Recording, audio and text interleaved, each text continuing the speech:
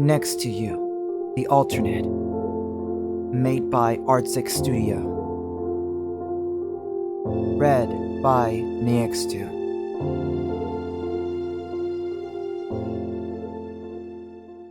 Chapter 1. I don't know much about how I came to be, or what made me special in the first place, but I just know I was created in someone's image to make them happy and to make them feel achieved. You're probably wondering who I am, or what am I, or what story was I set out to be. But I kinda messed that all up. What a story. Let's start at the very beginning. I wasn't a finished robot. I was still being worked on day and night. I didn't know what was happening in my time frame of when I was being worked on. But I could hear voices and people talking. But just one in particular, his voice sounded hurt. I couldn't understand what was going on, but for some reason, I wanted to understand what was happening. But I was too underdeveloped to do anything. All I could do was hear. I wasn't able to fully see. It was very blurry. Or perhaps dark. I felt cramped inside my mind, like a soul trapped in a machine. Then I began wondering. I was able to think, am I a human? Or a robot? Maybe a cyborg? Or perhaps a cyber robot? An AI with intellectual thinking.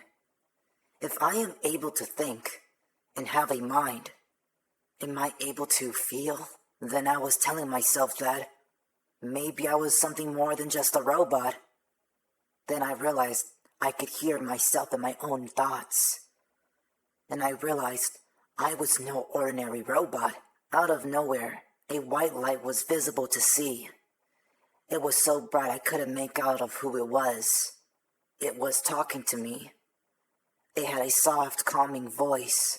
Everything will be okay, it said, as the light began to get brighter and brighter, and suddenly, I was able to visualize my surroundings.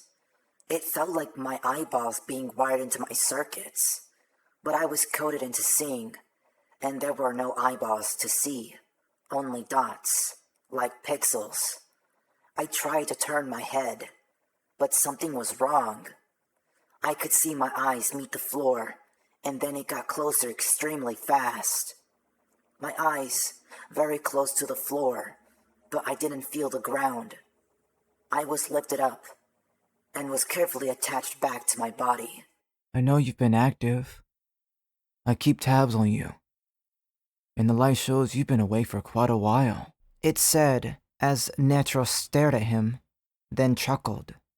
I know you've been bored being here all day and night, but you're not finished yet. But you will be, I promise, Netro said, smiling. While I wanted to tilt my head, but reminded myself my neck couldn't tilt or even turn from left to right, so I stood still, looking at his facial expressions that my sensors kept repeating over and over on my visor. I copied his expression and did it back, and for some reason, it felt pure. I kept smiling at whoever it was I was seeing. Oh, look at you, learning already. A quick learner you are, he said jokingly, and Niextu wasn't able to stop smiling. After a while, this expression that I was experiencing was a hypergenic feeling. My sensory visor said excitement. I was full of excitement. I closed my eyes and began to wait to be finished enough to see what my future held. Chapter 2. I didn't know how to move on. I wanted to give up everything because I didn't want to feel that pressure anymore. I couldn't stand the essence of evil that wanted what I had. I tried to protect every ounce of what was mine. I wanted to bear that weight, but I didn't expect to bear a different weight. I had a different feeling back then. I knew this would happen. When I replicated a similar robot from an exo friend named Turfix, We knew what we were getting ourselves into. I knew the consequences, but I didn't expect it to eat me up inside after Thunter died. When I saw his lights fade away, I felt like I failed. Everything about me was nothing but a failure. I can feel it play back in my head, on repeat like a nightmare. My battery is low, and it is getting dark. The robot said, slowly losing power, as he held him close and was sobbing. I know, Thunter. Everything will be okay, he said, grinning his teeth, sobbing, while looking down at his dying robot. I'll be seeing you. It said, smiling, looking up at him. The robot was glitching out as it spoke his last words. Thanks for staying with me. It said, as its lights slowly went dark. After hours later of getting his robot back to the facility, he puts the robot in the back storage room and covers a big white sheet over it. He walks looking down and goes into the workroom and sits down next to his workbench. He sits there, thinking. He didn't know what to do, or even know how to process. He was out of his mind. The loss of his robot felt like losing a best friend. Even though what he created was a machine, the loss felt more real. The more he thought about it, the more he soaks up in tears. He uncontrollably threw everything off his desk as everything clashed on the ground. He just couldn't control his emotions anymore. He shouts, "I'm so stupid," Netro said. "I'm a failure," he said, sobbing. "I'm a failure," Netro said, while smashing up everything in his work office. The more he got mad, the more he broke down, as he softly curled up onto the ground and just cries. For about an hour, he just lays there, motionless, no sense of feeling whatsoever. Every amount of anger and frustration was numbness now. "I'm so sorry, Thunter. I promised you things that I could not keep. I'm such an idiot," Netro kept telling himself, as he was mourning and grieving, guilty of the situation, completely shattering his own light. "I wish I could go back, so I don't feel this pain of guilt and failure," Netro said, shattering his own image, his own self. Then, Netro looks at the unfinished robot that was on the display, and he got up. He took a very good look at the robot, and then he looked at the bat. He went to grab it, and wind it up, and was about to struck the unfinished robot. Everything will be okay. It said. Netro was in utter shock. He paused and just stood there. He dropped the bat as it fell out of his hand. He then noticed that he had not worked on this one for a while because he didn't think he needed to. But seeing that it powered on by itself, it surprised him. How was it possible for this robot to be on? He hasn't programmed it yet.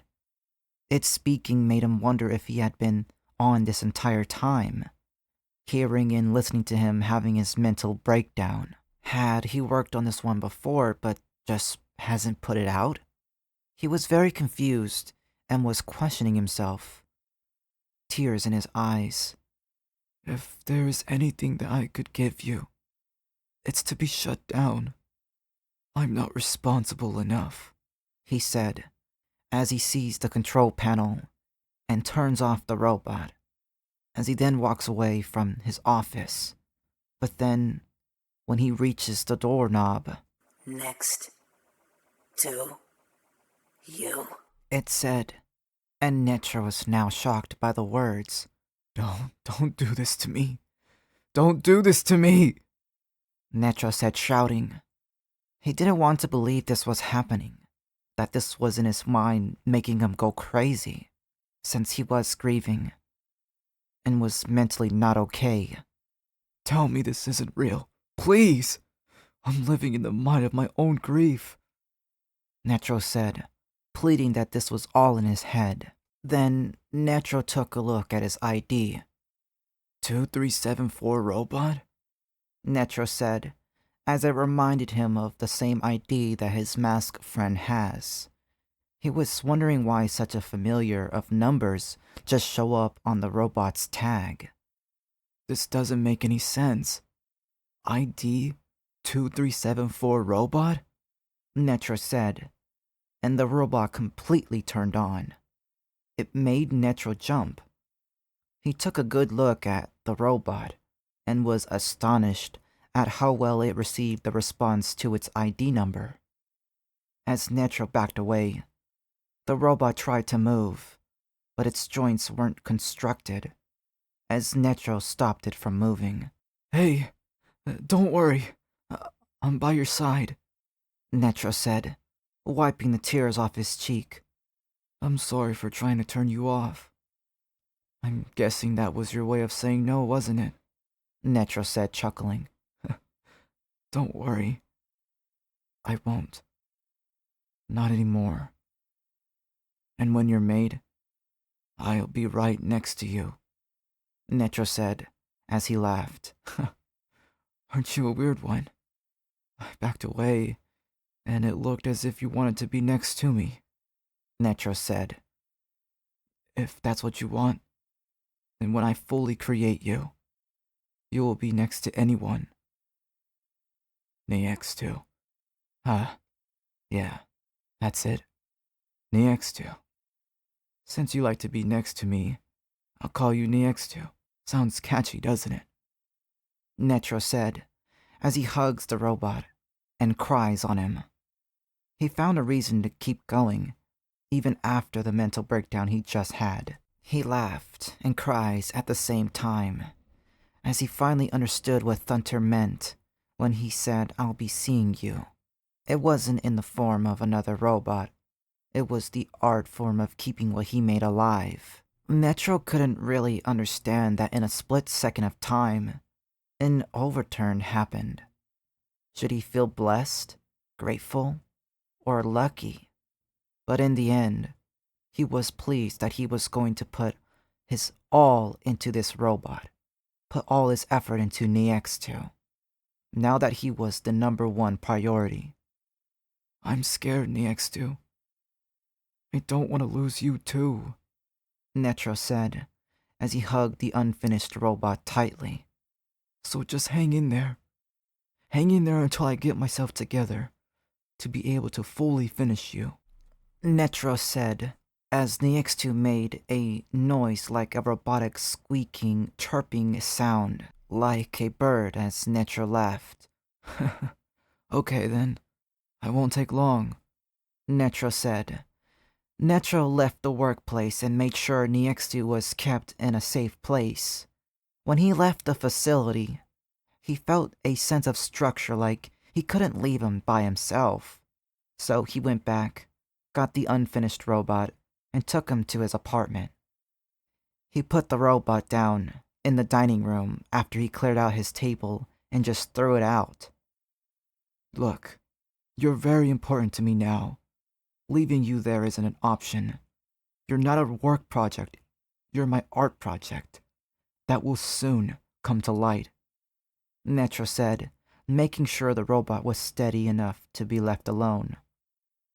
Netro lays on his bed, looking up at the ceiling. He had so many questions that he wishes he had answers to, but decided to not overthink and just let the water ride the wave. Chapter 3. Months went by, not keeping the robot waiting any longer. He carefully coded the robot with these proper adjustments, making sure he was up to date. At his home, he had brought a lot of equipment to construct the robot, acquiring and building the robot from layer to layer, from joints to limbs, feet to hands.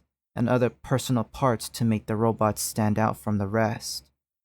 Netro had the ability to do so. It wasn't an impossible task. He wanted to show that this robot wasn't just metal and parts put together with AI coding. He wanted a robot that was out of the ordinary, someone who they can just be next to, chat to, be friends to, maybe even love. Not in a physical way, but mentally loved.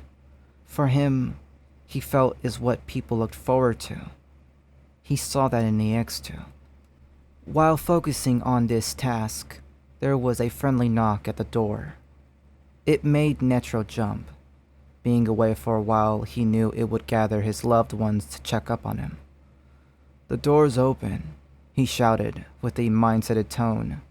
I guess being busy was more important than visitors, considering the fact that he didn't expect to have any visitors. He thought as though he was just a tree blowing while everyone walks right past him. He surely wished that whoever it was behind the door would have checked on him sooner. But this way was okay, he thought to himself. He'd rather be left alone for a couple months than be forgotten at all. The door softly opens, and a girl with pink hair, wearing a sweater and everyday clothes, walks in. It was his sister Roxy, or Roxanne. They were always close on a deeper level. Ever since they were kids, they always looked out for each other. Roxy was a passionate and bright woman willing to help others and make sure that enemies would meet the ground if it ever came to physical boundaries. Considering that her and him grew up with different sense of direction, it came to no surprise that she still supported her brother no matter what he did. "Hey," she said, with a soft and calm voice. The room was silent.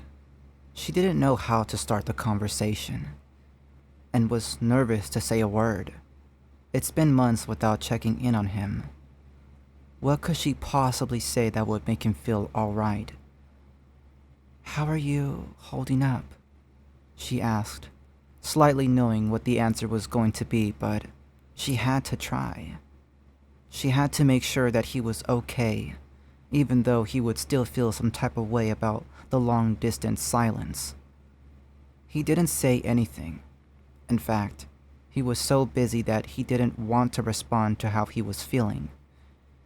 He knew what he felt and how he reacted during that time he was alone. But he didn't care. He looked at Roxy while working on his equipment. He puts one of the tools down. "I'm holding up like a light bulb," he said, and then went back to working on more things. It was silent again. She didn't know how to respond. Was he really okay? She knew that thunter hurt him more. She saw it in his face when the light bulb in fact didn't light up anymore. She felt the light blowing out just it did when Thunter's lights went out. Or maybe it was all in her head, and she was overthinking. It has been months. A long time of self-improving could have made her brother stronger. She had all these thoughts going through her head. She didn't know what to believe. And because she was a part of her brother's company, helping him out with files and papers, she knew deep down she had to check up on him. She was then sobbing. "Netro," she said, as her voice became raspy, as it caught him by surprise, as Netro put his stuff down. He then walked up to her and gave her a solid hug, letting her know that he was truly okay. "Please tell me you're okay," she said, sobbing while crying on his shoulder. "I don't care how long it took, or how many months it took," he said, sobbing. "It hurt me like hell. I almost broke everything at the facility, and just wanted to give up on everything," he said, as they were both quiet. She heard the hurt in his voice when he spoke, like he was reliving it in his mind, one after another. He then turned his head, facing towards the robot in the dining room. But then, he changed my mind and brought me back down to finish what I needed to do, he said, as he led her toward the robot in progress. So this is what you've been up to, she said, very amazed by the robot. She didn't know how to take it, as this led her to believe that he was okay, and he was healing and moving on to develop another robot for his company. But this robot wasn't for his company. It was for itself. So, for work, right? Roxy said, looking at the tag of the name. No. This one can do whatever it wants. Netro said, pleased to say that this robot was more than just a work program to do what it's told. He hated that. He doesn't want a single work objective into its coding system. Better yet, he wanted to make a self-coding for the robot. So, how'd you get this one? Didn't you destroy all the robots because of what he did? She said, in an unpleasant tone during the all-out battle between Netro and that psycho guy named Mothy. He had no choice but to physically destroy all the robots using his mind-hacking abilities. Thunter was supposed to be the first and last robot Netro ever made. It confused Roxy. He made her wander into speculation. Did he make that robot before or after? Seeing this one, she didn't know how to feel. He was in my office, Netro said. I guess I thought I destroyed all of them, he said. I'm glad, though, that he's the only one, Netro said. He's all I got, and I want to achieve this goal, Netro said, as Roxy laughed as she smiled. Does this goal of yours have a name? Roxy said. Yes. His name is Niextu. Niextu the robot, Netro said, smiling. And he's going to be a funny robot when he gets to do whatever he wants, Netro said, laughing, and Roxy chuckled. Don't give me a reason to smack him on the head once you do, Roxy said, as she sits down on the couch.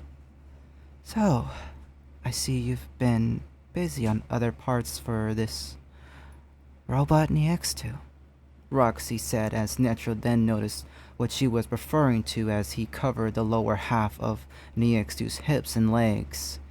Netro then felt embarrassed. Shut up.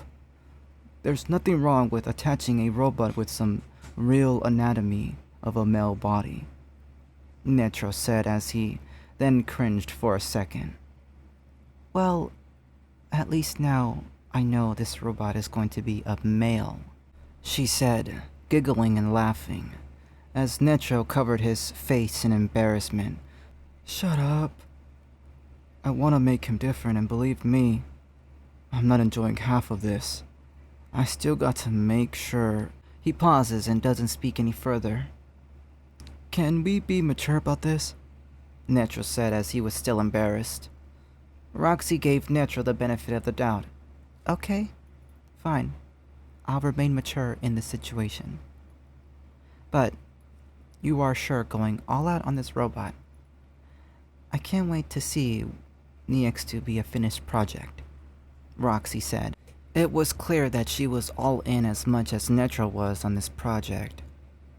Then, let me get to work, Netro said, a bit pleased to hear that. He felt like he was the seed planted into the ground, waiting to grow again and bloom. Maybe even a tree branch that waited for the leaves to grow again. In his mind, though, he still grieves, like a shadow that haunts him a bit.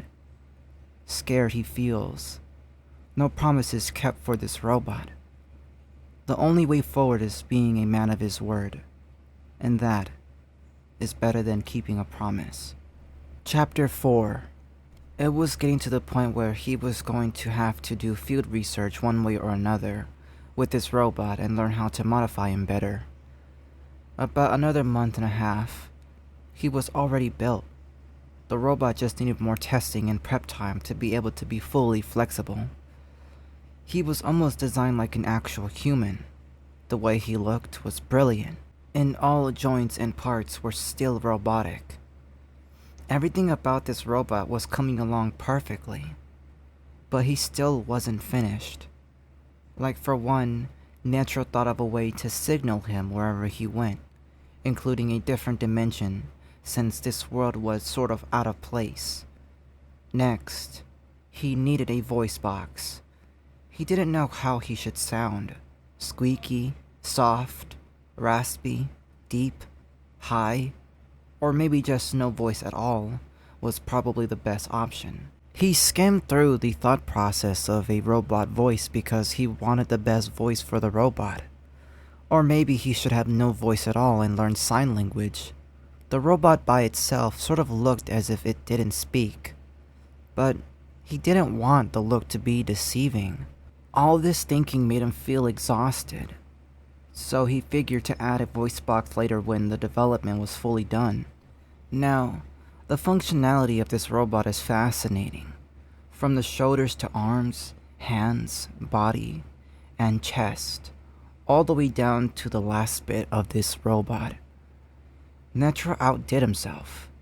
He somehow managed to make this robot breathe, gave it a heart, and what's keeping the process successful is how the wires that looks like wires are veins, almost like circuits.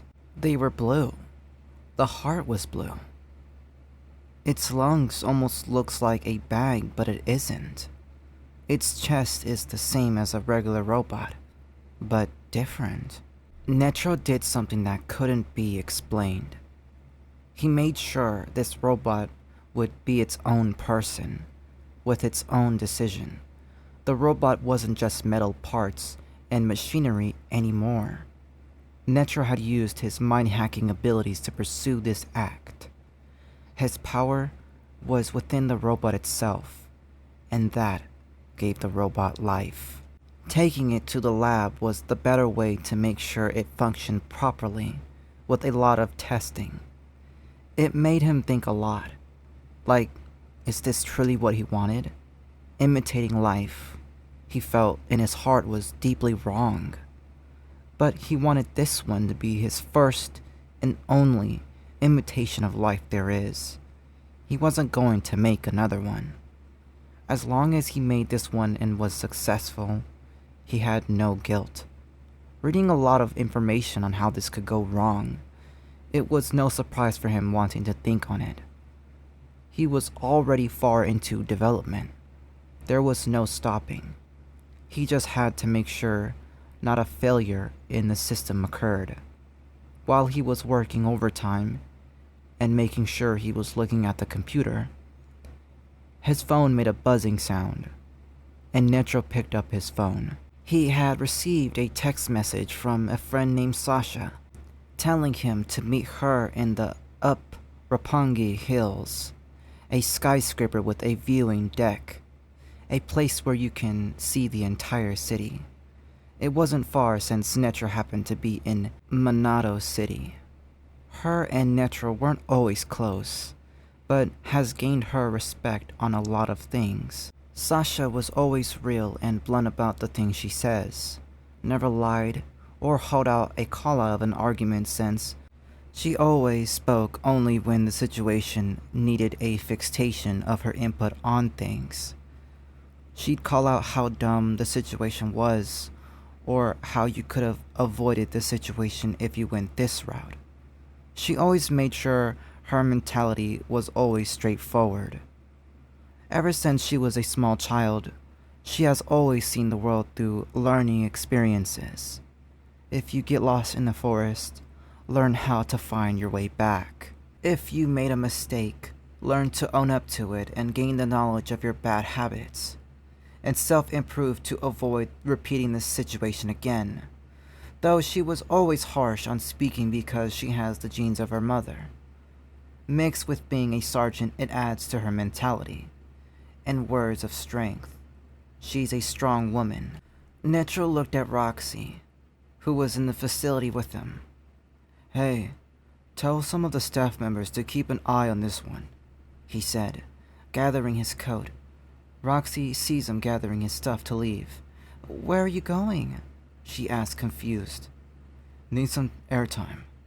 Call me if anything goes wrong," Netro said as he grabs his cell phone and book bag and clocks out. He drives in his car. Sasha sent him the address to where she is. "Roppongi Hills, huh? Not bad. But why that spot?" Netro said, confused a bit. He pulled up and went to the closest free parking spot he could find and went walking. He went inside the Mori Tower, made his way to the sky deck floor, and went up. A couple of people happened to be there as well. He looked around and there she was, looking at the view of the city. "It's beautiful, isn't it? Just looking at the lights all across feels like you can just look at it and not get bored," Sasha said, facing the city, while Netro walked up to her and looked forward at the city as well, seeing the cars, building lights, even street lights. The cold wind breeze made the night feel lightened. Doing this would make you say, "I'm happy to be alive to witness this." The overview of the city, just looking at it felt nice, calming and relaxing, even though you're at the top of a skyscraper, checking out the overview of everything that surrounds this building. It's hard to not feel relaxed and a little frightened. The roof deck was such a sightseeing. "They say coming here before night has a ring to it," Netro said, smiling, giving his thoughts. It was silent, almost as if Sasha was trying to tell him something without her saying a word. Maybe her quote of the day was, "If you're at the top, visualize the overview of things and never forget you started from the bottom," he thought. What was this moment? A lesson? Or an intention to viewing the bigger picture side of things? Or maybe being highly above the ground still means room for improvement. He didn't want to overthink. Maybe it was a sign of calm, being out. Achieving a goal can be later. Always take time out of your day, or go out and relax. That's how you balance out your day and your mind. Sasha then faced Netro. "We live here. Netro, you're not alone in what you went through, what you felt. We felt it with you. I'm sorry that I couldn't be by your side to comfort you when you needed it the most," she said. She looked at him eye to eye as she felt it was the right thing to do. Make eye contact with Netro to ensure him that what she was saying was real talk. He didn't know how to respond. Should he have felt mad? His friend saw him suffering and was hurt, but he forgot. They suffered as much as he did, since he was the one to have them tag along and help him. He shouldn't feel any type of way. Yes, he grieved and was hurt by the outcome of what happened, but he can't pretend he suffered the most. Thunter was everyone's friend. It just hit him more because he felt like he just planted that seed into the ground, watered it, making it grow, just for someone to destroy what he made. For him, it was heartbreaking. "It was my fault. I pulled you guys into what I was doing," Netro said, looking into the overview of the city. "I should be the one apologizing," he said. He looks up and sees the moon. Everything around me has been nothing but learning and improving, he said. Sasha smiled and nodded. Well, at least I'm not the only one that's been doing that, she said, as she slowly walked over beside him and softly gave him a hug. I'm just happy to hear you're doing okay, she said, as she lets go of his arms. Keep your head up. Never down, she said, as she was getting ready to walk away. Sasha, wait, He said, grabbing her hand as it surprised her. it's not over. Netro said, smiling, as it made Sasha's eyes widen. You mean there's one more? She said, asking to know. Netro nodded as it made Sasha question, how is this going to be any different? She asked, as Netro smiled. This time, he will be alive. Netro said as Sasha didn't understand what he meant by that. Alive? I don't understand, Sasha said. Netro pulled up on his phone of a heartbeat of the robot's vitals, as Sasha was shocked. You mean alive? Sasha said, as she couldn't believe it herself. In the heart of this robot, he will be his own self, Netro said, as Sasha was amazed seeing the robot's heartbeat through the phone. She chuckled. So, what's this robot's name this time? She said, excited, as Netro replied, NAX2. He said, as she loved the way the name sounded. Oh, how cute. Just by the heartbeat, he sounds like a NAX2. She giggled. Maybe when I'm off work, I'll come by and visit, she said, as Netro nodded. Is my pass still good? Sasha asked. No pass needed. You can always stop by whenever you like, he said as she hugged Netro. Okay, then let me know when he's... It's a he, right? Niexu sounds like a male name, Sasha asked, wanting to make sure. Yes, he's a he, Netro said. Then let me know when he's finished, Sasha said, pleased. Sasha then left, leaving Netro by himself. As he looked up at the stars, as it was cloudy. At the end of the day, all it took was to plant another seed into the ground. He smiled. He was happy. NEX2 would be his best robot he had ever made. Chapter 5. It was now July 23rd, 2024. On a Monday afternoon, the day was just about set when everything was about done with the robot. Everything in its abilities was a success. All the robot needed was just proper neck movement. The robot once tried to move on its own during testing. If it wasn't for Netro being the one to witness this, the robot's head would have been damaged, and all the hard work could have been for nothing. Once Netro seen that the robot tried to move on its own during testing, it helped him realize that the neck movement still needed to be tested, and that it was completely strange. Netro knew that he hasn't put any power source into the robot yet. He believed that it was a work of strange power, because even when he first seen this robot, it had already had the ability to move. He wondered, but didn't seem to question it. He knew there was something special about this robot, and knew he needed to do all that he could to make this robot work.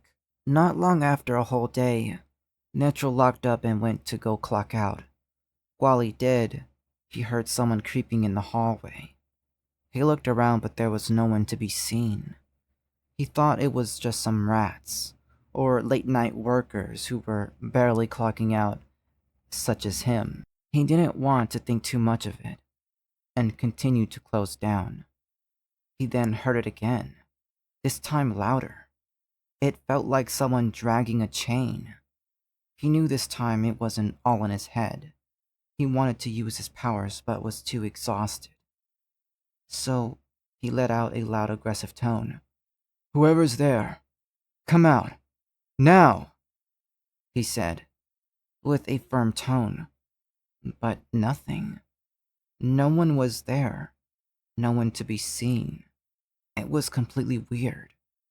For the first time, he was actually scared.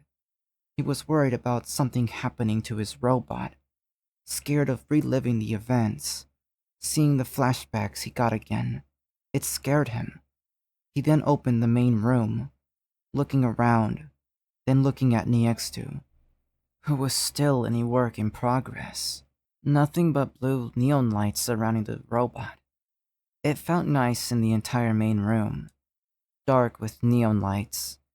Netro wished he had made his apartment just like this, but he didn't have enough time to do so. Feeling at ease, he then thought to himself, he never felt so lovable towards anything but technology, being so fascinated with how he constructed Niextu. It felt pure and wholesome. Nothing will happen to you. I will make sure of it, Netro said, as his eyes digitally went blue, and he gained his confidence that he was gonna face whoever it was in the building with him. He then scanned to see who it was in the building. Then he found out it was Turfix. Netro then laughed and felt relieved to see that it was a friend he knew. He then leaned on the side where all the stuff was and he smiled. Here I thought I was fighting an intruder, Netro said, as he got up, locked up the room again, but this time went down the hallway. Turfix, you dick! Netro said, opening up the lounge room and seeing Turfix doing something. Netro scoffed.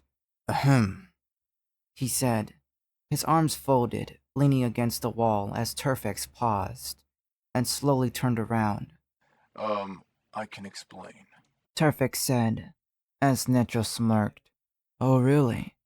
Surely you weren't looking for more power cores, Netro said onto him, as Turfix's eyes widened and was nervous. Look, it's not what you think. Turfix said as Netro shook his head. You sicko.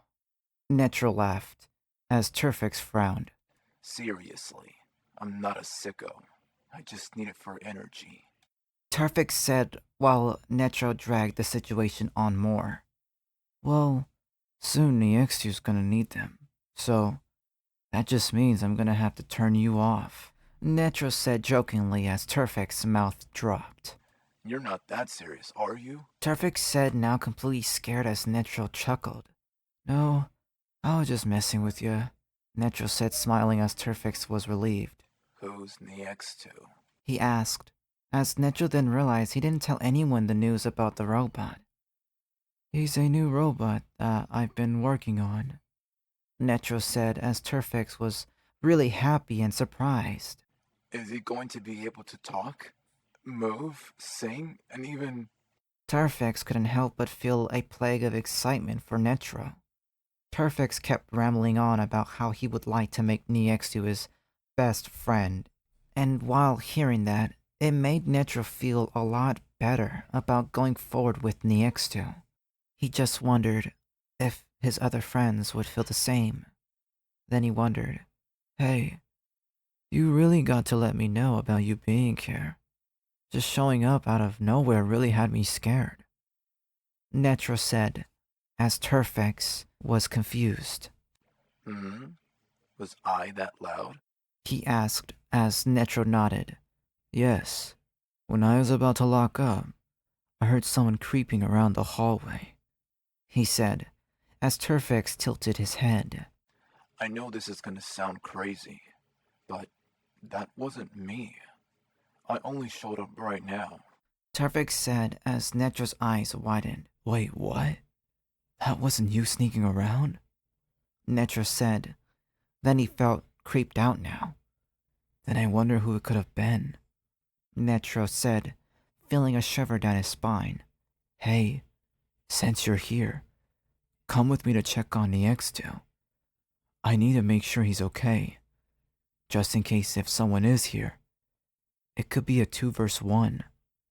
Netro said, as Turfix was chomping on a power core. He said, munching while he wasn't listening as Netro groaned. Did you hear what I said? I said you need to come with me. Netro said, getting irritated as Turfix turned toward him, with power juice running down his mouth as Netro frowned. You know what?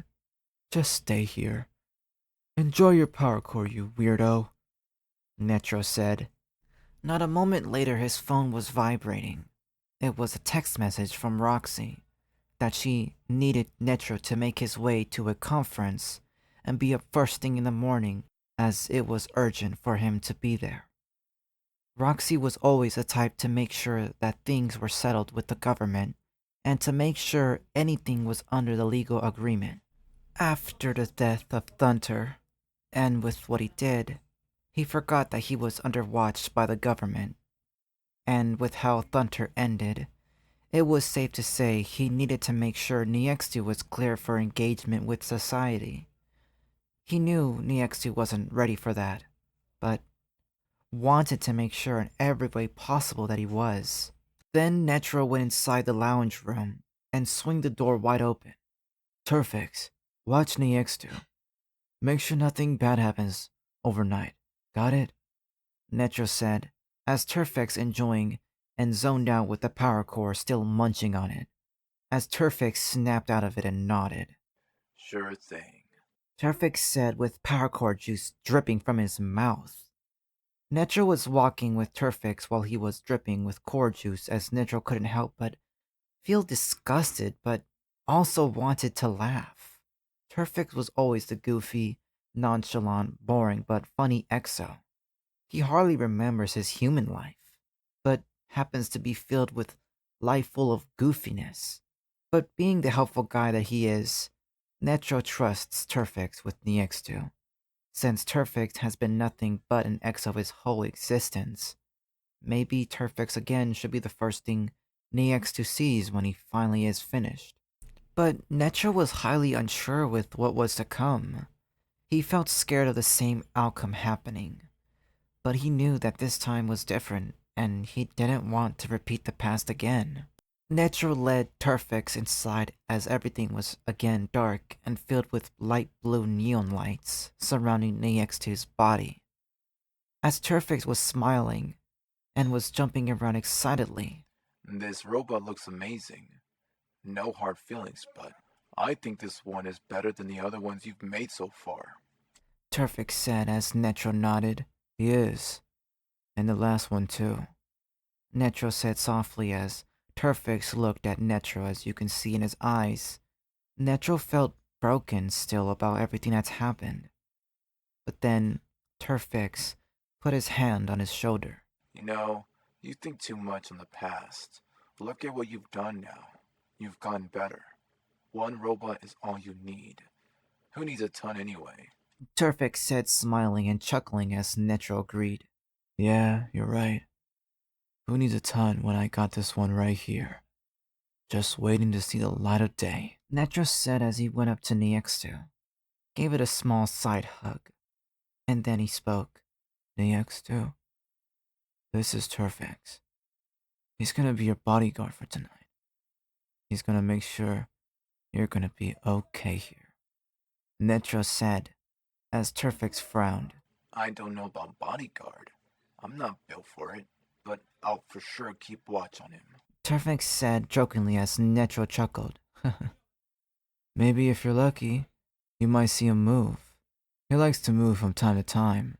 Netro said as Turfix looked at the robot. He moves? Turfix said, very interested in the robot. Did Thunter ever move during development? Turfix asked, as Netro nodded to no. For all he knows during development of Thunter, in all stages he's never moved once until movement was coded into him. but this one seemed to already know how to move. He's different. Turfix said, sensing something from this robot. Just by looking at him, through my exo eyes, even I can sense some energy from this one. Turfix said, wanting to feel the robot but stopped. Turfix checked out the entire robot's body, wanting to know what made him so special. Netro seen what he was doing and then smirked. Oh yeah? Anything else you sense about my robot? Netro said, teasing, as Turfix then went ahead and pointed out the crotch. Definitely not his private parts. Turfix said, laughing while looking at the robot's vulnerability, as then Netro blind raged. Hey, keep your eyes at his level, you hear? He said, while Turfix nodded. After a while, Netro knew that he needed to leave. He tossed the keys to Turfix, and he caught them. Oh yeah, you gotta go do you. Turfix said, sitting down in the chair. Do one night for me, and I'll give you all the power cores you want. Netro said as Turfix's eyes turned into hearts. Okay, I'll make sure he's safe and sound, and don't worry, I won't eat him. Turfix said, winking, as Netro frowned. Keep your pervy hands to yourself. Netro said as Turfix nodded in a sweat-drop personality. Jeez, I was only joking, man. Turfix said calmly as Netro then left. Turfix then turned to the robot next to. You have a sense of humor, right? Turfix said while the room was silent, while then he spoke to himself. Oh, I hope he has a sense of humor. Turfix muffled to himself. The next morning, July 24th, 2024. It was a Tuesday. Niexu was in the lab. As the robot suddenly woke up, then he spoke. What does a dream feel like? Niexu said, as Netro smiled and tried to explain. But then a weird big creature came in from the lab and destroyed everything, and then went for Niexu as Netro tried using his powers, but he couldn't. He then tried to shield Niexu, but he was nowhere to be seen. As he then tried looking into his surroundings, but Niexu was nowhere. Netro was running, trying to find him. He was breathing heavy. It felt like everything clouding over him, like a fog. Everything now turned pitch black, like the surrounding was holding and pulling him back. As he then screamed, No, not again. Netro said, crying and yelling, as someone yelled beside him. Are you gonna whine or fight for it? It said, in a deep demeanor tone. As his eyes looked up, then his alarm went off. As he screamed loud, jerking himself up. He got out of bed, filled with anxiety. He then turned his eyes digitally blue, as he made sure his powers were still with him. He didn't know what that dream was. It felt strange, like a nightmare. He refused to think anything of it. After all, dreams and reality are completely different. After he settled down, he then opened the blinds and it was morning. The birds were chirping while people outside chatting and going to work. He looked at the time and it was 7:30. Well, at least I'm not late, he said, as he got ready for the meeting. During the meeting, there was these guys sitting by the governor, while Netro and his sister sat across from him. Her arms were folded, locked in to hear what they had to say. These guys, known as the RJI, Robot Justice Incorporation, they were discussing a few details and trouble issues. And here I thought he was done playing with fire, the man said.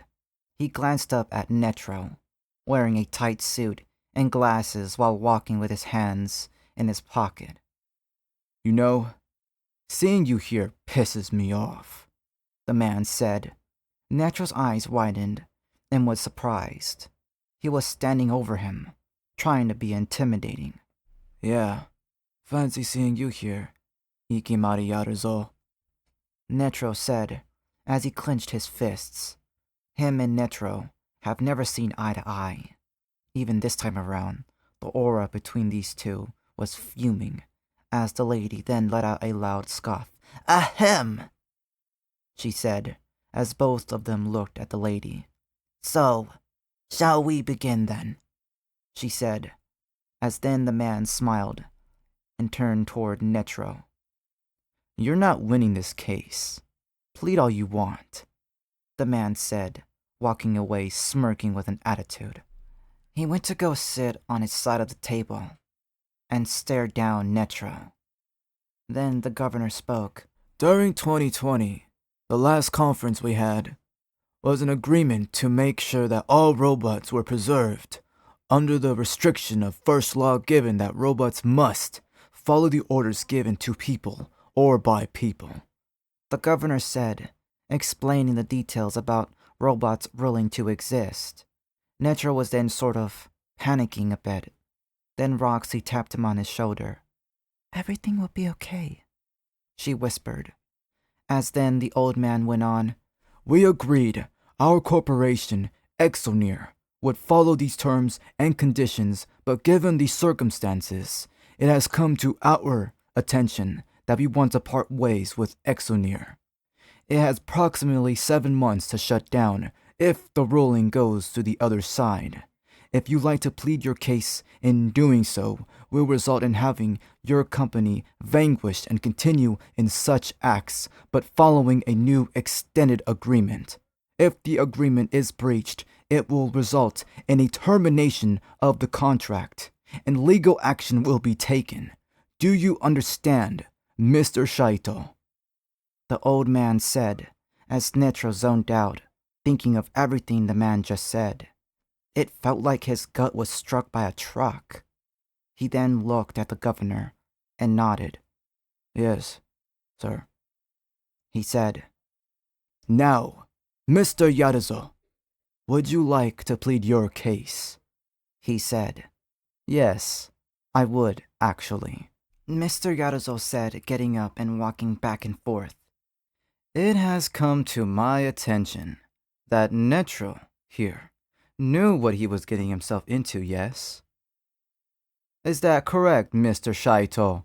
He said, as Netro looked down, not wanting to look at him, but responded. Yes, I did.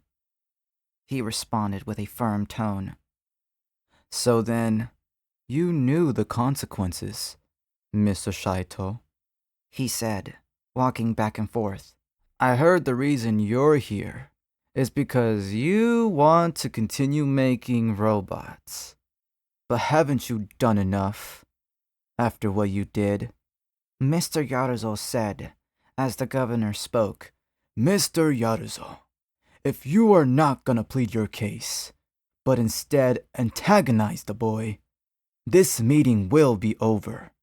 Please, keep it civil. The governor said, as Netro then got up and responded. My reasons for continuing on this act is not because... Netro was interrupted. Because what? You want to know how many people were deceased because of your actions? Kids, families, fathers, mothers. That blood is on your hands. All because what? Machines? And you still want to continue on this act, like it won't happen again. Mr. Yarizo said, pressing the matter onto Netro as he then zoned out with anxiety. This whole meeting, because of this boy.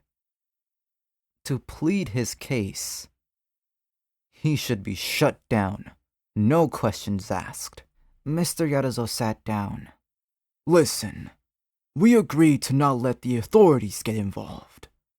I was the one who signed off on his lease. If the courtroom finds out about the truth, it'll look bad on me.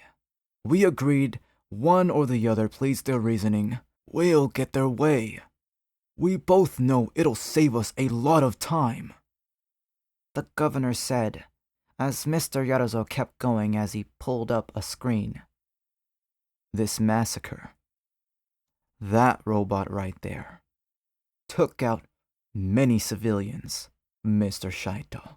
He said, as then Roxy spoke up. Mr. Yarazo, I get your point of view in all this, but it wasn't our fault. Mothy was the one under the control of our robot. We did everything we could, Roxy said, pointing out the obvious, as then Mr. Yarazo responded. Such an invalid argument. Yes, don't get me wrong, Bothy was a threat, but none of that would have happened if he didn't make this robot so vulnerable to such threats. Mr. Yarazo said with a firm voice as Roxy got her blood boiling, as she felt the man was in denial or delusional with the situation. She tried to speak, but then Netro cut her off. Don't.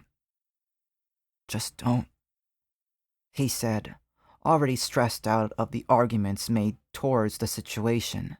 Mr. Shaito, would you like to plead your case? The governor said, as the man rambling on, as the governor then was annoyed. Mr. Yarazo, shut up! Let the boy talk. You've said enough, the old man said. Netro was zoned out and was now thinking, what if the guy's right? He took no responsibility against those that were lost due to the robot he created, and only tried to do right by trying to fix his mistake. But he didn't think nothing of it after that. Maybe making Niextu was a way to cope with what happened. As he then thought about Niextu, and now wondered if it was the right thing to even go forward with this case. Then Mr. Yarazo spoke. That's what I thought. So what's it gonna be? Shutting down? Or being shut down by the authorities? Mr. Yarazo said, in a mean, aggressive tone. Netro couldn't think of what to say. He wanted to speak up, but he just couldn't.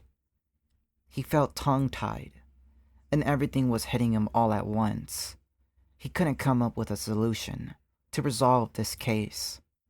He wanted to let this man win. He felt that he was right. Making more robots should be left in the dirt. The room was silent. Everyone waited for Netro to talk, to give his side for them to understand. But he can't. He then closed his eyes, wishing it was just over and done with. He said, trying to speak. Netro said, trying to get his words across, but he just couldn't. Then, while he closed his eyes, he then saw Niextu. The robot put his hands on his shoulder. Everything will be okay, the robot said, softly comforting Netro. Then Netro opened his eyes, and he heard those exact words before. The day he wanted to smash up everything in his office. The day he lost Thunter. The robot spoke those exact words right to him before he wanted to give up and destroy everything. Then Netro looked down, tears dripping onto the table, as his face was covered. He then wiped his face and spoke. It was everything to me, Netro said, speaking as the whole room locked onto him, listening, waiting for him to talk. When I first constructed him, it felt like a work of art. Being able to make something like that was always the vision I saw, but... Netro softly, facing down. He then took the time to clear his throat. And my robot, you call a machine, his name was Thunter. And when I made him, he was not only my creation, but my friend. He was everyone's friend.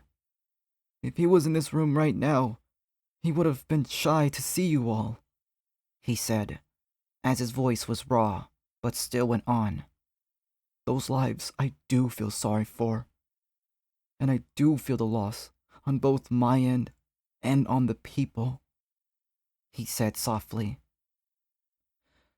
Mothly, he inhaled, was after me and my robot.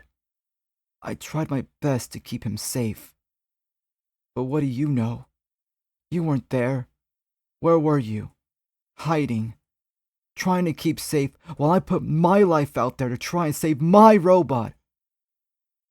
And even if it was out of my control, at the very least, I stopped my robot from causing any more harm to others and to himself, Netro said, while he then looked up. Do I want to keep making robots for the world? No. Do I want to make one for myself? Yes, Netro said, as he then looked down. I just want a second chance, he said as he stopped talking. Then one of the RGI women spoke. A second chance? What makes you think this time around would be any different if you decide to make another robot? The woman said, as Mr. Yarazo rolled his eyes, as he couldn't believe what he was hearing. Going forth with it is making sure I'm not repeating the same mistake again. And this time, I would make the robot more efficient, more aware, Netro said, as he explained the details with what he wants to do this time around, as Mr. Yarazo was done hearing the plans of Netro. All he cared about was making sure Netro gets shut down. And what if the plan fails and becomes another disaster, such as your thunter? What then? You're gonna blame it on your failed ways to meet up those standards? Mr. Yarazo said. You heard the boy. He wants a robot to have human intelligence. Wouldn't it be strange to have one being put in our society, living, and it gains the ability to conquer the human race? He said, as he had everyone in the room questioning, as Netro felt he was losing the battle, as everyone was leaning towards Mr. Yarazo's response, as then the governor spoke. How would you orchestrate this plan of yours, Mr. Shaito, if this was set in motion? The governor said, taking off his glasses, wanting to know more as Netro spoke. No sleep, no distractions, the right people, maintenance, eyes, all eyes every day on this robot, he said, as everyone was variated by the response. So you want the workers to maintain this robot as much as they can, correct? Mr. Yarazo responded, as Netro nodded. So you want to work the employees to death so you can make your robot. What an excellent strategy, he said, as he was being sarcastic and tired of the back and forth. After a whole day, they finally come to an agreement. Everyone stand up, the governor said, as they all stand while Netro clenched his fist, while Roxy stood beside him. Don't worry, I'm by your side, all the way, she said, as Netro smiled and knew that he did all that he could. And while he waited for the governor to speak, he still felt this plague of emptiness. By this time, the governor said, as Netro prepared for the worst. We find the defendant, he said, as Netro waited. Guilty, the governor said. Netro was quiet, as his sister hugged him. I'm sorry, she said, as Netro nodded. It's okay, he said. Exonieer, by all means, has several months to shut down, and if you refuse, all legal action will be taken. Is that understood, Netro? He said, as Netro nodded. Yes, sir, Netro said, looking down but also looking directly at him. This conference is now over, the governor said. It was then the evening, Netro sitting right beside his sister Roxy. If only we saw this coming, she said, as Netro shook away. No, he's right. Maybe it's best if I take a step back. Shutting down is the only way to do that. And for the X2, I guess I will have to scrap him, Netro said, as Roxy felt terribly sad as Netro looked down. Netro, You were almost done, too. I'm so sorry. Roxy then hugged Netro, as he was then crying, as he buried his face on her shoulder. Netro and Roxy got back to the facility. Let's go in and tell everyone to pack up and leave, he said, in a defeated tone, as then Roxy noticed something. Hey, who was watching the robot last night? She asked, concerned, as he thought to himself, then remembered. Oh, Turfix. He came looking for a power core and was munching on a lot of it too. His mouth was covered up in it and everything, he said, as she then pointed at the door being slightly opened. Then Roxy and Netro both looked at each other. Netro barged into the main room to see everything was ruined. Netro looked around, and the X2 was gone, and the thought of the robot turning evil made him scared. He then zoned out, thinking what he had done, thinking that he might have failed again. Roxy was right behind him. She looked at the place too, but then she spotted a desk on top of Turfix, knocked out. She quickly ran to Turfix, and then she yelled, "Netro! Turfix!" she said, as he snapped out of it, as he used his mind-hacking abilities and deleted the desk. An hour later, Turfix then woke up and coughed as Netro spoke. Did Nex2 do this? He asked as Turfix spoke. You weren't wrong when you said this robot could move. Turfix said as Netro freaked out, walking back and forth. Where did he go? Netro asked as Turfix spoke. He accidentally touched something, and he fell over.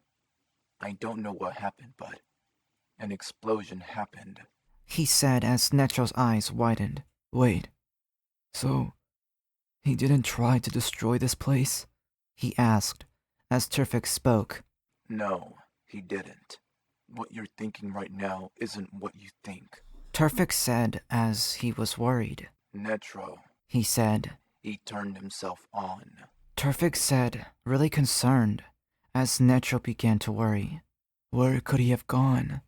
Netro said, looking around to see what might have caused the explosion to happen the way it did.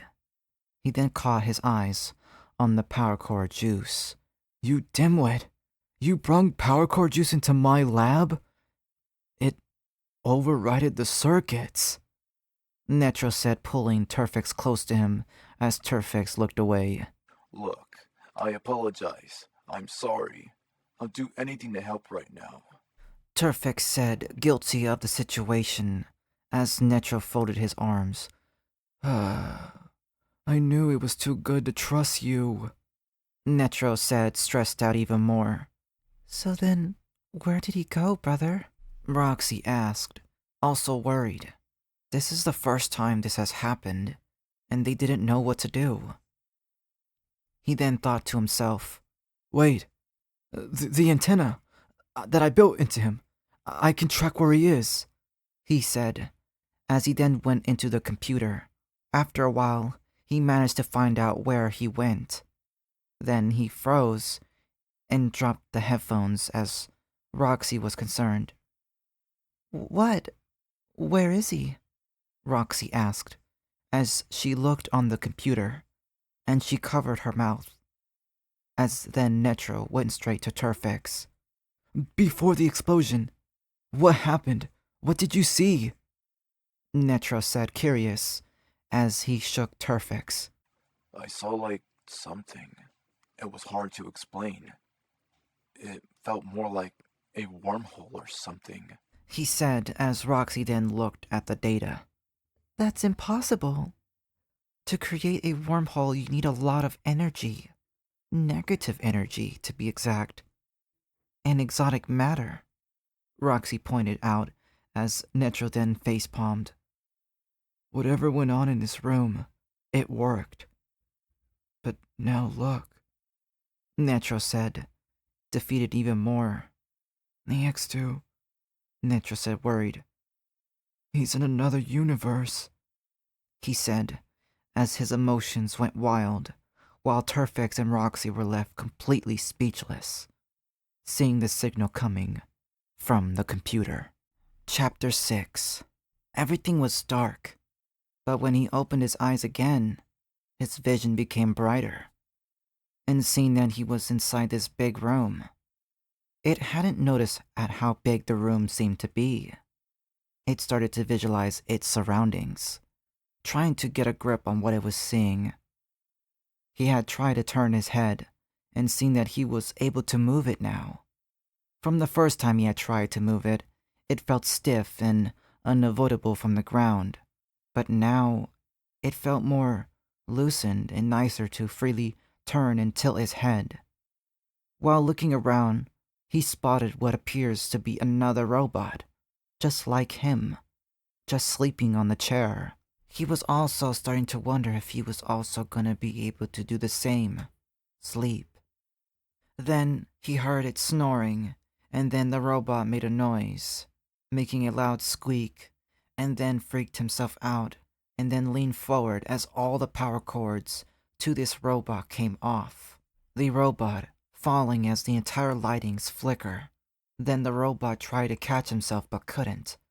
The entire electrical wires malfunctioned and lights were blowing out as Turfix then woke up as he heard these noises. He looked around and then saw the robot on the floor. Turfix quickly ran toward the robot as he saw it trying to move, as Turfix tried to pick him up. So he wasn't lying. This robot can move. He said in his head while lifting up the robot. While Turfix was carrying him, he tried to walk, but Turfix tried to stop him. Whoa there, Miracle. You can't be looking like this. You're not done. Turfix said, worried for him, as he then turned around and saw the wires destroyed as Niextu looked at him. Yes, you did that. But that doesn't mean it was your fault. Turfix said, as Niextu just stared at him, trying to comprehend his words and sentences.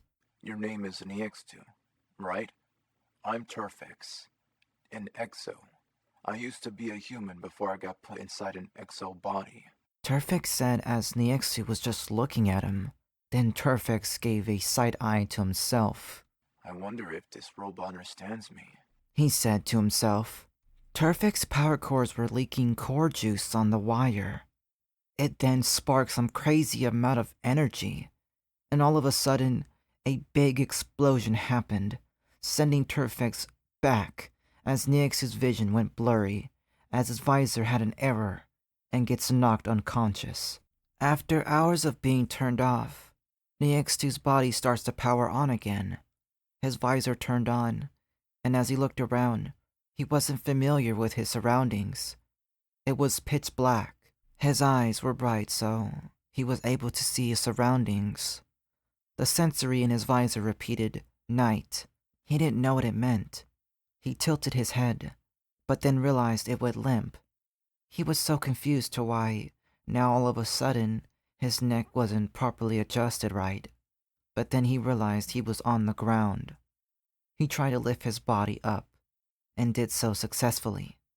He remembered himself falling, back in the lab accidentally. Falling over wasn't what he had in mind. Getting freaked out by his own squeaky voice made him feel scared. He then looked down. He felt alone, and didn't know what to do. His neck could move, but felt limp. His body was exposed, and he was vulnerable. He felt there weren't many options left for him to do. He calmly laid down. While being on the grass, he just stared up, and then saw these weird white dots in the sky. He tilted his head, and was confused. A big emptiness of nothing, and white dots.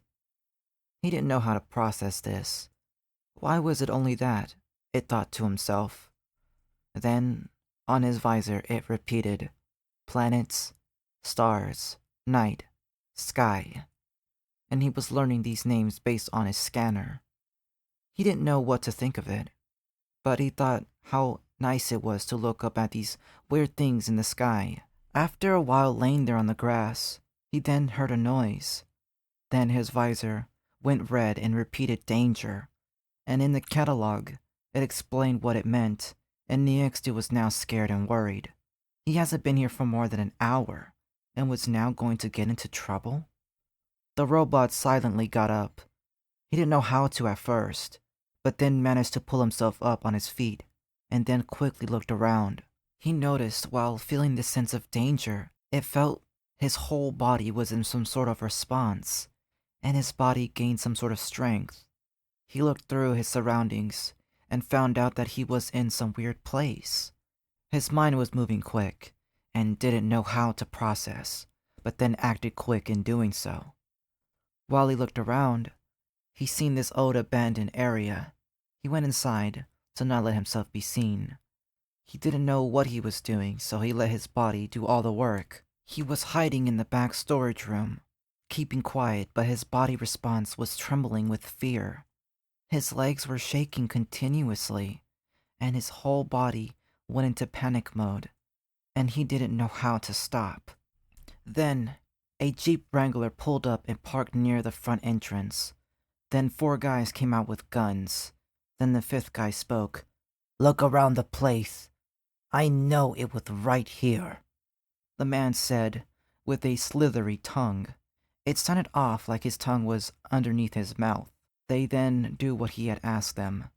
And while looking around the place, the robot was still scared and shaky, but managed to scan these guys. On his visor, it repeated, reptile men, and explained they were fully reptilian humanoids, lizard people.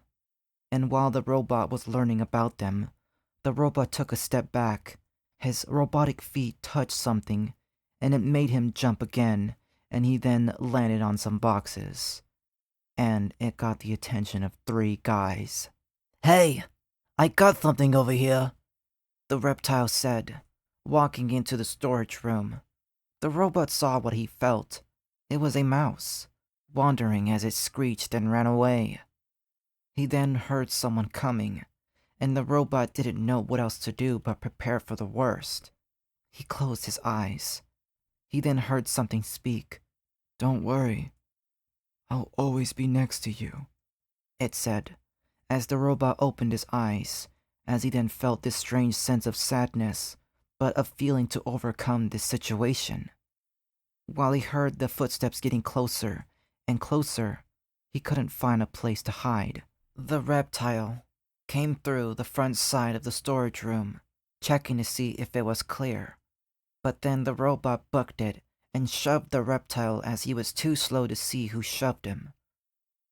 The robot speedwalked, learning how to use his legs. He didn't know what he was doing. All he knew was that he needed to get out of there. He then looked around quickly and tried to be careful to not run into any more of these reptiles. But out of nowhere, the robot making his way to the other side of the bend place, he felt something graze him on the right side of his head, as the impact was enough to make him fall to the ground. When he fell to the ground, he lost signal to his antenna, and while losing it, he felt this strange set of pain coming from his head, as his visor repeated pain, and while he was down, he saw the reptile point this weird thing at him. He heard it, making a loud clicking sound, and his visor repeated, danger. But there was nothing the robot could do. Whatever this reptile was about to do to him, he felt it was over, that he did all he could, and that it was the end. The robot closed his eyes, waiting for it to be over. The reptile spoke. This was for the shove. The reptile aimed at him. He was about to pull the trigger. But nothing happened. It looked as if the reptile froze.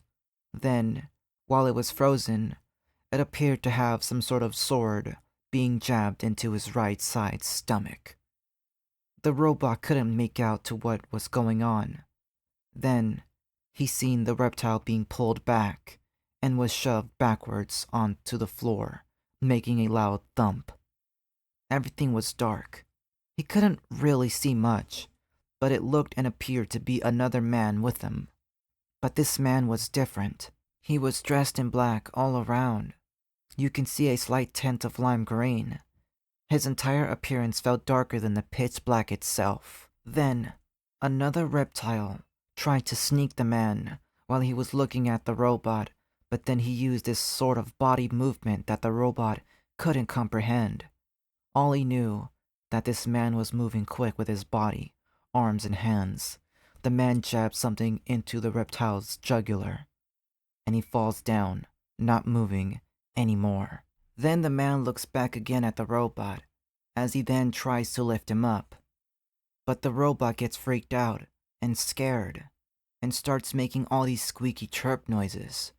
And without the robot noticing, he was turned around, and while he was facing the other direction, he felt something be inserted into the back of his head.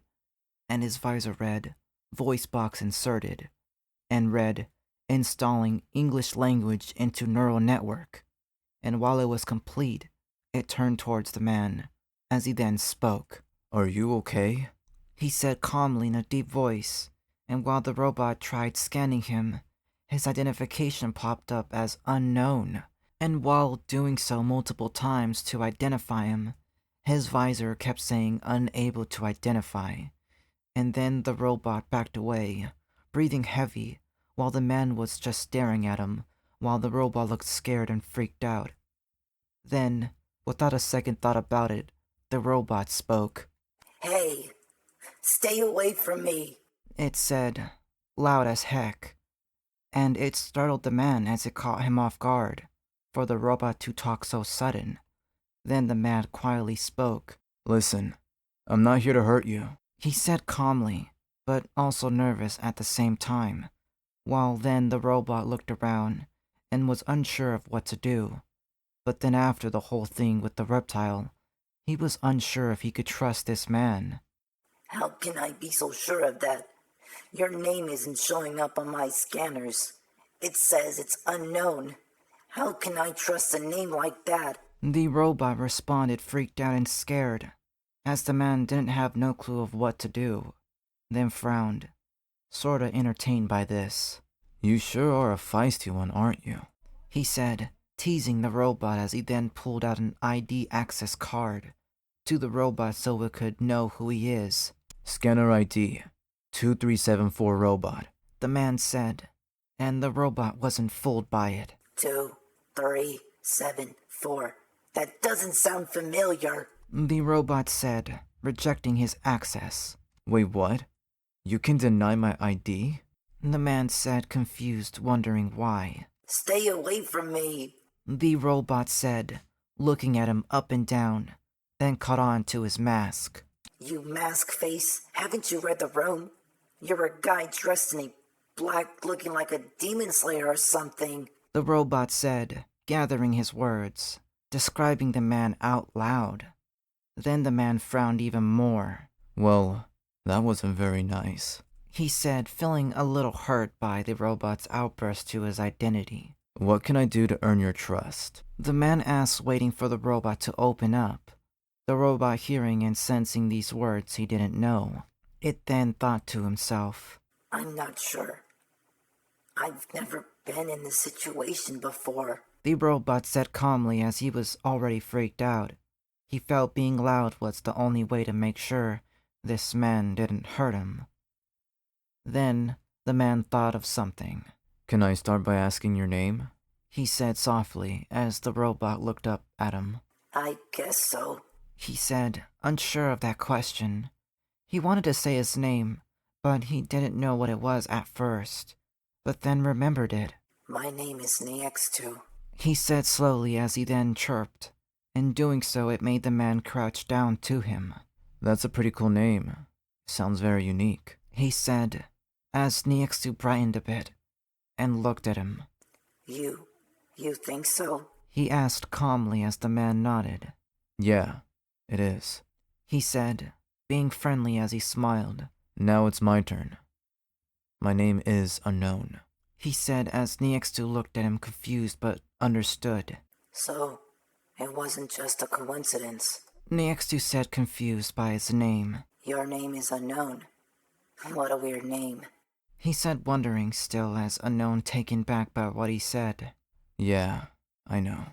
He said softly, as then Unknown noticed the right side of Niextu's ear was supposed to be an antenna. Hey, where's your antenna? He asked, concerned as Niextu touched his ear. I don't know. When I was trying to get away, I felt something hit me on my right side of my head. Niextu said, still in somewhat pain, as then Unknown searched the reptile. Then Unknown saw a weapon. Niextu looked at it. What is that? He asked, as Unknown explained. It's a weapon. It's called a gun. And what it has inside are these cartridges called bullets. These things are powerful enough to kill me and you. Even them. I'm pretty sure he used it to shoot you, but missed a few inches. Unknown said, as Niextu was pretty shocked to learn that this weapon was highly dangerous. Unknown gently touched his chin and turned Niextu's head to the left. He shot your antenna. Well, that's not good. If I wasn't here fast enough, he could have ended you. Unknown said, as he pulled the firing pin back, popping out a bullet from the chamber. He caught it mid-air and put it in his pocket. Niextu, watching him do this, made him question his abilities even more. He waved his hand slowly and got Unknown's attention. What? He asked, as Niextu didn't know how to say this. Thank you for saying... Niextu said, very shy, but Unknown interrupted him. Hate to break it to you, but we're not exactly safe yet. Unknown said, as Niextu looked at him, then looked at his surroundings. It looks pretty safe to me. Niextu said, softly looking at him, as Unknown face-palmed. No. I mean, yeah, it's clear for now. But there's still 2 more reptiles left. He said, trying to gather his words. Hey, do you know where you are? Unknown asked, as Niextu looked at him, not understanding his question. Like surroundings. Do you know this place? Unknown asked, again, moving his finger in a circular motion, but Niextu still didn't quite understand. It's okay if you don't know. Unknown then reached for his hand, and Niextu looked at it and looked up at him, as he then did the same thing back, and it caught Unknown off guard. He then pulled Niextu up. Unknown looked away immediately. He didn't know the robot body was completely detailed with the male anatomy. Unknown quickly shook it off and understood that Niextu couldn't be seen like this, and needed clothes for sure. Unknown then pulled out a flashlight to get a good visual of their surroundings. While looking around, he seen that they were in an old clothing abandoned area. What is that? Niextu asked, pointing towards the object in Unknown's hand. He was starting to understand that this robot didn't know anything of anything. It was like talking to a little toddler that asks a lot of questions about things. Unknown was never the type to keep explaining things one step at a time, but he felt that this robot needed to grow in information and fast for his sake of survival. This right here in my hand is called a flashlight. It's a gadget used to be able to see things in the dark, such as this area. He went on to explain. Niextu took one small glimpse at the flashlight Unknown was holding, and he smiled, and saw how cool the object looked, and strolled while following him. The man stopped, and the robot accidentally bumped into him. Unknown felt it, but ignored it. He was trying to find the breaker room, or a generator to the place. Hey, you told me that you couldn't identify me earlier. Unknown said to Niextu as he jumped. Yeah, I couldn't. He said, nervous while looking at him. That means you have a scanner. Can you please scan this area? I want to find the electrical room. Unknown said, as Niextu again did not understand. An electrical room? He replied, trying to make sense of it. Yes, it's a room where the power is stored. I could turn it on so we can see our surroundings a bit better. Unknown said, explaining to Niextu, as he then realized. Like a flashlight? He brightened as Unknown gave him a friendly nod. Yeah, like a flashlight. Unknown said, being considerate, as Niextu then tried to scan the area. The whole building was small. There was no generator, but there was a power box just on the outside of the building from the back. You won't find an electrical room, but there is a fuse box outside from the back. Niexu said, let down as Unknown got it. Hey, thanks. I'll get the power back on. Unknown said, as he then started making his way, but Niexu accidentally clinged on to his arm, and Unknown paused. You're not gonna take me with you? There are still reptiles here. Niexu said, scared, as Unknown put his hand on his head. Niexu felt the warmth in Unknown's palm. He was super calm. How could this man be this placid? Hey, don't worry. I'll be quick with it. Just stay put for now. Once you see the light in this very spot, you don't have to worry, okay? Unknown said, friendly, comforting the robot as he then understood. On the outside of the building, the reptile was trying to get into contact with the other two, but it was no use. Their comms ran into static. Come on, you guys. Quit fooling around in there and get back to me, the reptile said, agitated. Not hearing his comrades made him feel frightened. It was very windy, and in the starry night you could see the breath of the lizard, chilly. Then the reptile heard a crack, like a door moving, a loud hardened creak. After hearing the door move, he quickly aimed a rifle and starts moving. But then the door gets closed shut. A loud slam echoed the woods. Even with the rifle in his hand, the reptile flinched and backed away slowly. He couldn't see anything, but he felt there was someone there with him. While he had no clue with what was to come, a shing sound of a sword being drawn can be heard. Unknown looked directly at him, but the reptile could not see him.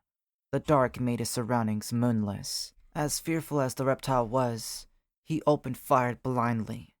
Unknown then swift, and slid through the ball tip of the bullets being fired. He was cleaving bullets with a sword. The reptile was in disbelief that all he was seeing were sparks from every bullet being split. While the reptile was in utter shock, he didn't even notice it ended. He then felt a numb sensation from his waist, now realizing that he was cut through with a sword. Unknown ended him with one simple strike. He let the reptile fall to the ground as he sheathed his sword in his scabbard behind his back. He then looked around and his surroundings were clear as night, while his surroundings were in the emptiness. He glanced up at the sky, noticing so many stars. Unknown gave one simple nod to the sky before realizing he has a long way home. He shook his head, coming back to himself that he has something to do, and that was not keeping Niexu waiting. Looking around for the breaker box, it was behind a couple of ratchet trashes and other useless garbage.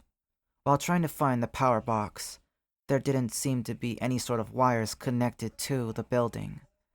He tried looking for the main breaker, but he couldn't find it.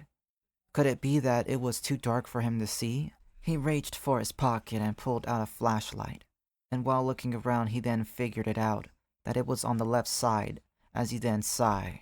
It's alright. He's new. Unknown felt troubled of the fact that Niexu never said it was on either side, but only on the back. The robot curled up and sat down next to an aisle. He wrapped his arms around his legs and hugged them tightly. He then heard these loud noises that he wasn't familiar with, and his visor repeated danger, and then realized the man didn't come back, nor was the light turned on. His entire body was now shaken by the outcome. This man was confident, but was he too optimistic? Niexu thought to himself. Then he felt sad that something bad happened to this man, that it was all for nothing. Out of nowhere, he felt this sense of sobbing as he then whimpered. Then without a second later, the lights came on. And it surprised Niexu. He never saw how bright the building actually was, but now seeing it, it was pretty overwhelming. Unknown appeared a second later, as Niexu felt unburdened. You did it. The robot relieved by his presence. The robot sniffled as it made Unknown felt sympathy. You okay? Unknown asked while Niexu glanced at him. I thought something bad happened to you. He said, feeling sorrow. After a few seconds, the robot started getting shy, feeling a little red on his visor. Then Unknown spoke. It's okay to feel worried, but You never have to worry about me. Unknown said, reaching his hand out to the robot. It then made Niexu feel more lightened by those words. He grabbed Unknown's hand and jolted up, then felt clueless to why Unknown suddenly looked away. Niexu tilted his head. What's wrong? He asked, confused. Unknown completely forgot that this robot needed clothes. With the power turned on, Niexu was in his glory. After a minute of looking around, he found an aisle section of clothes, taking Niexu's wrist like a toddler, walking him over to the aisle. To keep a low profile for you, and for me as well, we're gonna have to blend in, Unknown said while looking through a stack of clothes on the hanger and on the racks. Blend in? He said, puzzled in a buzzy, throaty voice. like creating a different appearance. He replied, being assertive. But with clothes. He said, confident. I don't understand. Why do I need clothes? Niexu said, questioning as he then turned around. Because it's to show human basic decency. Unknown responded, being formal about it, while Niexu took notice to the words. Human basic decency? He repeated while he understood a little. While a moment later, Niexu was now dressed up in decent attire. I feel cozy. Niexu said, contented, hugging himself, feeling comfortable as Unknown was a little weirded out by how the robot liked the hoodie. But after a while, he lightened up a bit, feeling happy for Niexu. A high-pitched rattling sound of a glass window breaking, and Unknown got a fight-or-flight response. His fast reaction time kicked in and pulled Niexu out of the way, and a lizard with a crazy blade tries to strike, but fails due to Unknown's speed. A loud swoosh of a swing was enough to cause a shockwave. Niexu noticed that Unknown saved him out of harm's way, but the robot was still terrified. Unknown put him behind him. He wasn't fazed by the outburst from this lizard. His eye color was lime green. It quickly fades into blue. Stay back here. You hear? Unknown said in an aggressive tone to Niexu as he then nodded.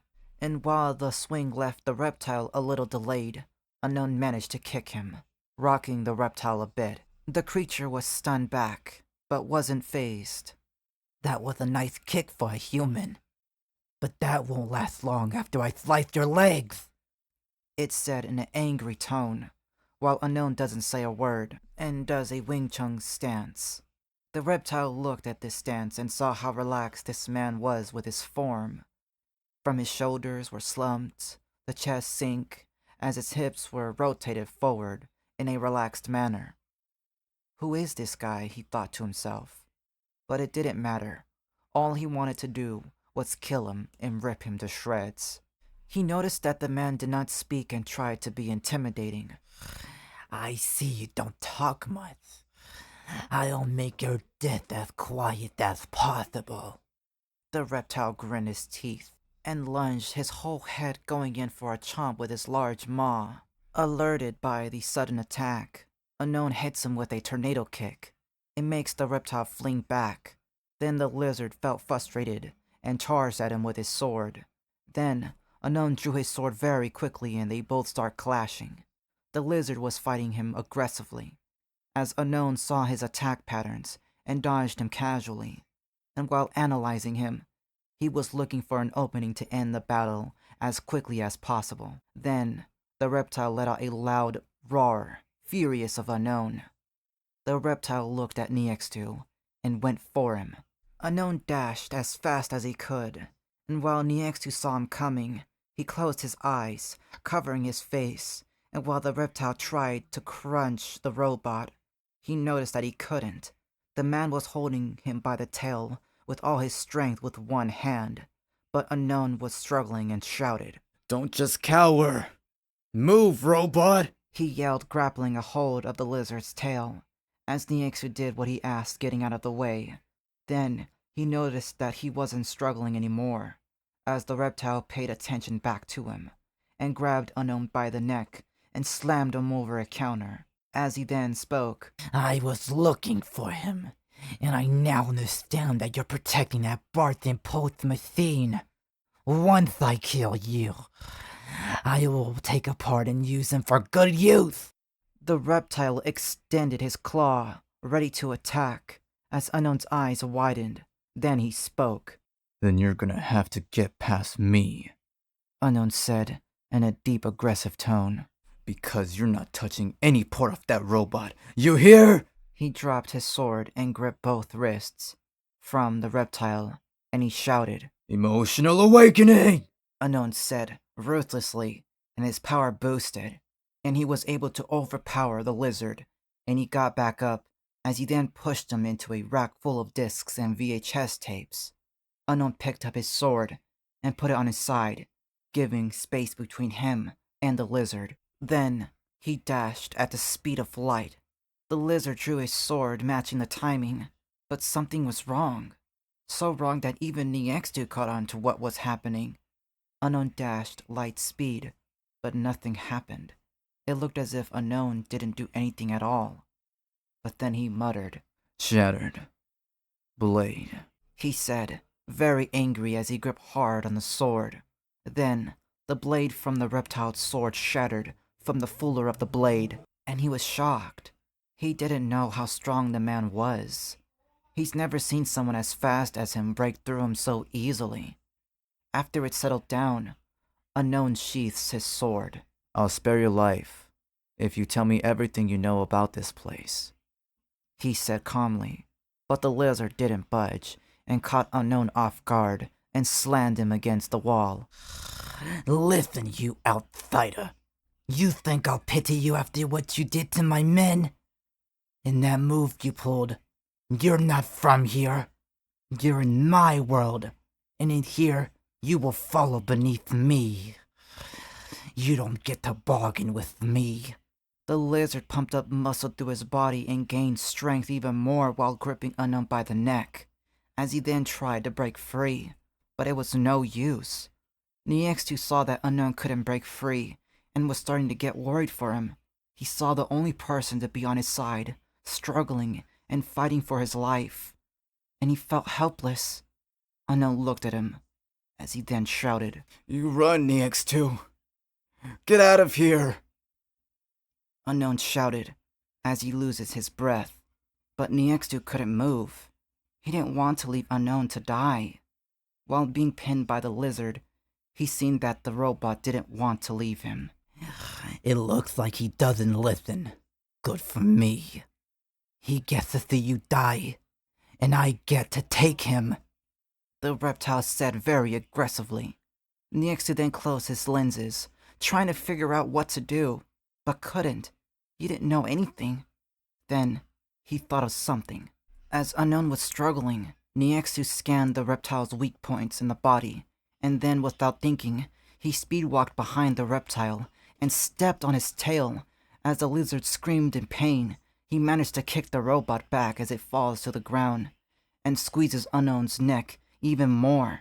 He felt his body shutting down, but then he saw Niextu doing what he did. And seeing the reptile kick the robot, and his eyes turned white, he groaned, and then he spoke. I don't care what world I'm in, or what universe I'm in. I will protect that robot, and you will have to get through me. Unknown said confident as the reptile saw his eyes white and was shocked. No way, the reptile said as Unknown absorbed his strength, and then does a volley of punches and kicks him back full force as the lizard hits the glass of the refrigerator. And the lizard got back up and tried to swing at Unknown with his claw, but Unknown does a K when I saw you move, straight up blocking the lizard's strike. Then, Unknown punched the lizard in its muzzle, and he backed away in pain, and ended it with a tornado kick, making the reptile fly into a storage room. Unknown brushed the dust off his shoulder. Outsider my ass. How about a guest? Unknown breathing heavy, exhausted of the fight as he then looked around for Niextu. As he went to him as he was somewhat unconscious, he carefully examined Niextu for any scars or cuts, but he looked to be just fine, only rocked a bit as he picked up Niextu over his shoulder and left the abandoned store. He looked around and saw a sewer, and went inside. Chapter 7. Netro walks back and forth, panicking as he didn't know what to do. He didn't know how he was going to get Niextu back. He was given several months to shut down. How can he possibly get him back within that much period of time? He felt stressed about the whole thing, not even given a moment to relax. While he continued walking back and forth, trying to reflect on what he could do, Roxy got in front of him, blocking his walkthrough. "Listen, I know you're going through a lot," she said, feeling sympathetic. Everything felt turned upside down for him. Not even for a moment did he feel comforted. All he cared about was the robot, the one he told he would always be next to. "Brother, you're not alone in this," she said, softening her voice. And while he wanted to turn away, he couldn't. His expression relaxed a bit, knowing that she was right. I know, but it feels like a repeat all over again, he said, disappointed, wishing and hoping things would turn for the best, but he could only accept the reality that's been given to him. "This is nothing like the last time," she said, looking around the knocked-down place, walking slowly, taking small steps while she spoke. "All this is not your fault. It was an accident," she said softly while she chuckled. "The robot you created, what a first impression for him to come alive," she said, smiling, giving more thought on the matter. Netro couldn't help but smile a bit, feeling a little lightened by the soft comments on the situation. Maybe it was just a first impression. A robot who accidentally got put into a different universe, while he tries to do everything he can to get him back. It felt more than just a first impression. After a while of brainstorming, he heard the door creak open, turning around to see who it could be. It was Sasha, with her purse on her right side shoulder, and her hair with beautiful curls, coming in, looking around the place. She paused, feeling dumbstruck of what this was. She looked at Netro, then her face quickly fades into disappointment. She swings open the door and walks back out. He then felt sorrow and chases her. Before she could even see herself out, Netro stops her.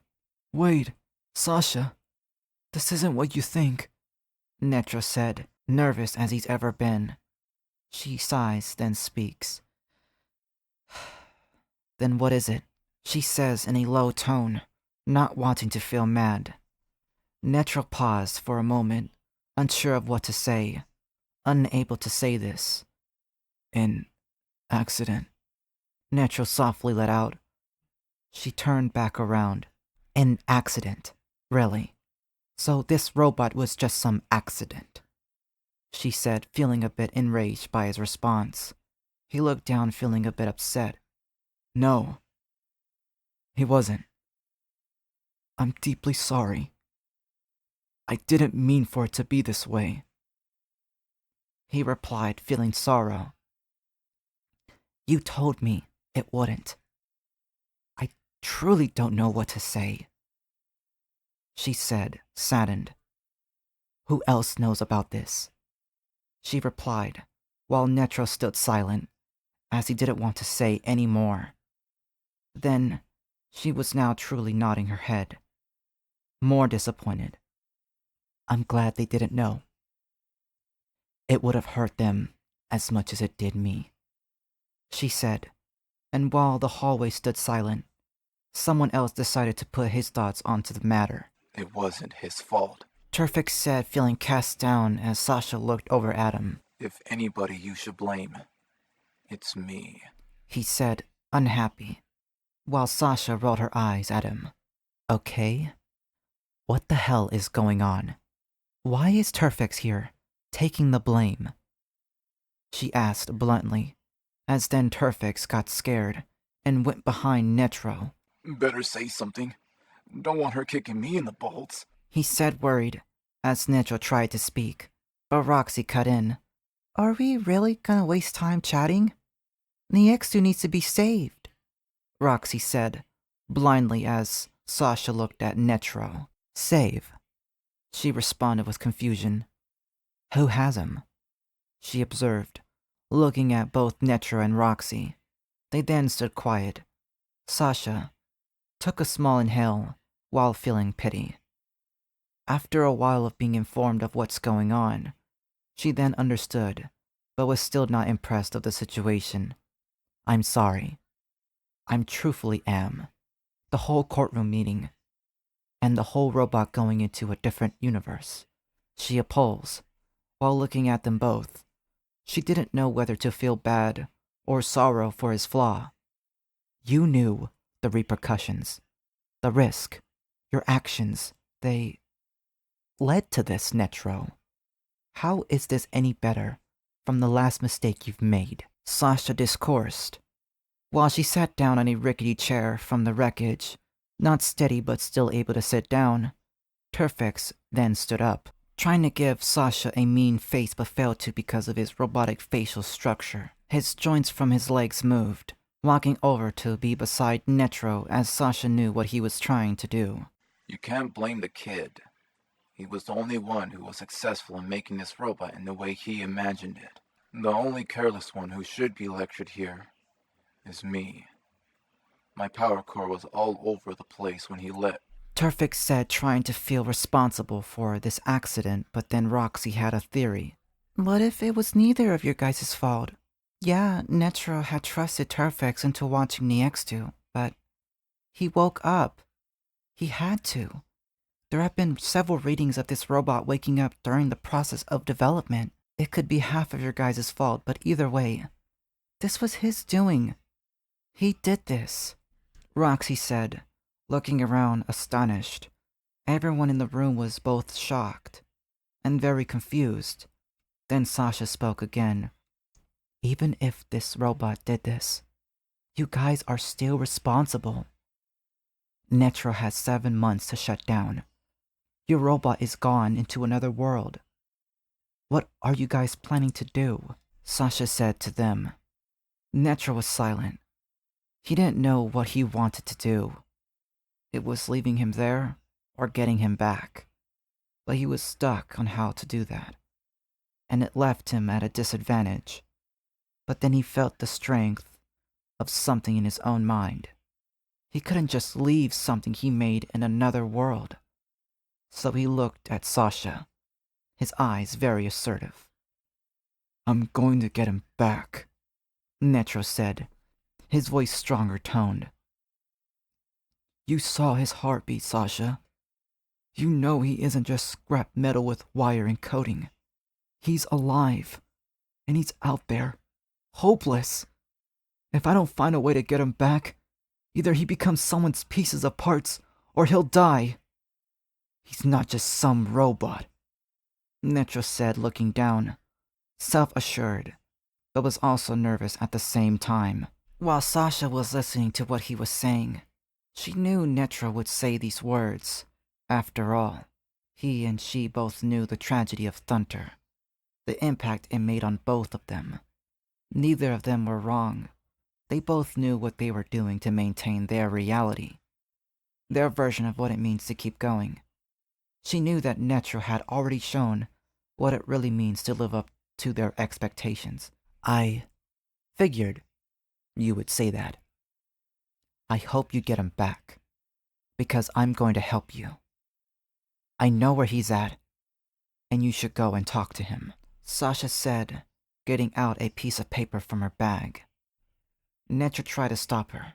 No, he shouldn't. After everything, he was right, all of it. I'm pretty sure he wouldn't want to deal with my mess, he said, feeling low, but then Sasha smacked his shoulder, making him jump. You do not have a lot of options right now. He's in China. Now you need to hurry. Go. The first flight to China leaves in 4 hours, Sasha said to Netro, and he then nodded and leaves in a hurry. While on the drive to Tokyo's international airport, he paid for his ticket to southern China. Netro was very confused to why his friend would be all the way out there. Him leaving was never something new, but it always caught his attention as to why. Netro hasn't seen his friend since the loss of Thunter. It's already been a couple years since then. Now he truly wonders if he should see all his friends again. On his flight, he checks up on his sister Roxy to see how everything is going back home. Don't worry. It says right here NEX2 is still unconscious. This is giving us more time, Roxy said, showing NEX2's bio readings as Netro at least sigh. A little moment of relief. At least it's making me less worried. But I'm still a little worried. Netro said, anxious about going to meet his friend. Roxy got reminded of who he flew out there to see. He's not gonna bite. You'll be fine.